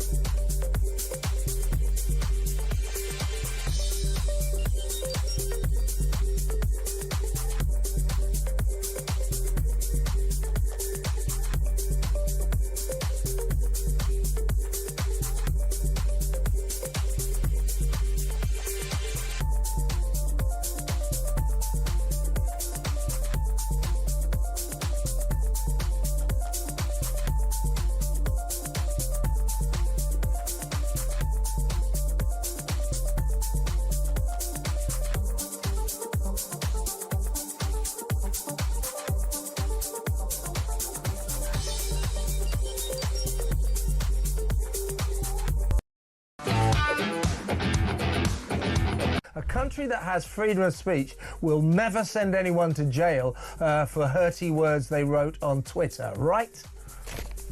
Well, what Lucy Connelly wrote on Twitter was very much in the heat of the moment, that appalling morning last year when we all discovered the extent and the brutality and the depravity of Axel Rudabakana's rampage, which of course killed 3 young girls and nearly killed another 8. Across the UK, on DAB+, on your smart speaker, on your smart TV, and on your side. This is Talk. Paul is in Hartlepool and says, please tell Elliot Wilson we are very close to public disorder. When I speak to people at the gym, pub and all around town, he needs to wake up and take notice of the deteriorating situation, says Paul in Hartlepool. Paul, perfectly fair. I hope you're wrong. I hope I'm wrong. I hope the government's wrong when they said that the closure of the Bell Hotel could lead to public disorder. I hope Nigel Farage is wrong when he says we're close to public disorder. I want there to be, I want us all to live in a peaceful country. I've said a number of times this morning I want those protests to be peaceful. But people are angry. People are really, really angry at the moment. Matt says, I believe we should take Poland's approach. Coming illegally, you will never get in. Provide the relevant documents so you can be vetted and then you can start to be processed. If we need to retain illegals, they should be in a secure camp, high fences with basic facilities, not music festivals, with food provided by our farmers at a good rate. Barry's in Norwich and has some thoughts on what Labour are up to. Barry, you're very welcome to the programme. What would you like to say? Good morning, Peter. Yeah, I'd just like to say, if that's okay, the migrants, illegal migrants who are coming across the channel are first of all criminals because they are entering this country illegally. Any other country in the world, if you enter illegally, you are arrested, detained and deported, right? Now, I believe that this government and the last government, they are putting the safety, especially of young girls and women, at risk by allowing these people to be put into hotels and houses of multiple occupancy. All are allowed to walk around the community and basically do what they like. Yeah, and get money, get everything free, like you say, get discounted stuff to go and all the rest of it they get. Yeah, right. While you've got British citizens who are struggling, you've got old people who can't afford to heat their homes, you've got prices going through the roof, yeah, you've got taxes going up and up and up. Yeah. Yeah, and the British people have had enough. We are a very tolerant nation, yeah, but there comes a time when, you know, you can't take it no more. And the government are just allowing it is an invasion. I don't care what anyone says. You have got hundreds of people coming through today. Yeah. And it's just not sustainable. Well, and these people... Barry, I think so many people agree with you and will feel the same way. We've just got to leave it there, Barry, but thanks for your points there. We're just coming to the end of the programme, and I just want to get a couple more voice notes in. This one from Craig. Peter, it's Craig from Sheffield. You know, the whole Nigel Farage going to send back the illegal immigrants is absolutely spot on. And that's what he needs to do. And people are like sheep. Once he starts the ball rolling, you'll start seeing other people will do it. And the people that don't know which country they come from, or they didn't know which country they come from, they should be sent to an independent like Rwanda or something like that, and maybe that might jog the memory and they might want to go back to where they come from. But something needs to happen, and somebody needs to take the bull by the horns, and that man's Nigel, and he is going to guarantee himself to go down in history. Now, he could be somebody like Thatcher, positive or negative, but he's definitely going to go down in history if he gets it done. Let's squeeze in a couple more voice notes. Shelley. Hi, Peter. It's Sam from Leeds here. I think if we just said that anyone that comes here illegally, by boat, by lorry, by car, they will automatically be refused entry and automatically refused asylum. And I think that would stop them coming, because they know they wouldn't be able to stay. And where do we keep them while they're here till they go home again? Then I think we do need to look at areas overseas that we own and isolated islands in Scotland or wherever. It's unfortunate, this situation, because you have legal immigrants who should be here and want to come here, and it must be affecting their quality of life. Thank you. That was Sam, not Shelley there. Apologies for that error, which was entirely my fault. It wasn't really. It was Tech Up Dave's. And honestly, if you just hadn't been sitting around, you know, feet up, pina colada, all morning doing very little work, that error wouldn't have been made. I'm joking, he's laughing. He has been working incredibly hard getting through all your voice notes, as he always does, as does the top team behind the glass. Judy McGowan has been the producer, Chris Jacobs the setup producer, Dave Rhodes, the legend that is Tech Up Dave, hardest working man in showbiz, has been the technical operator. Tommy Bateson has been the assistant producer, Davis Fang and Luke Vincent the visual producers, Ayabel Ferris the video editor, and Dean Spencer the weekend editor. I think we probably have time for at least one more voice note. Let's hear from Jason on Christine Jardine. This was right at the start of the show. Christine Jardine spoke to us. Morning, Peter. Jason from Whitby here. Christine Jardine. She sounds like a busted record. Does she not watch and listen to what's going on and to how the people think?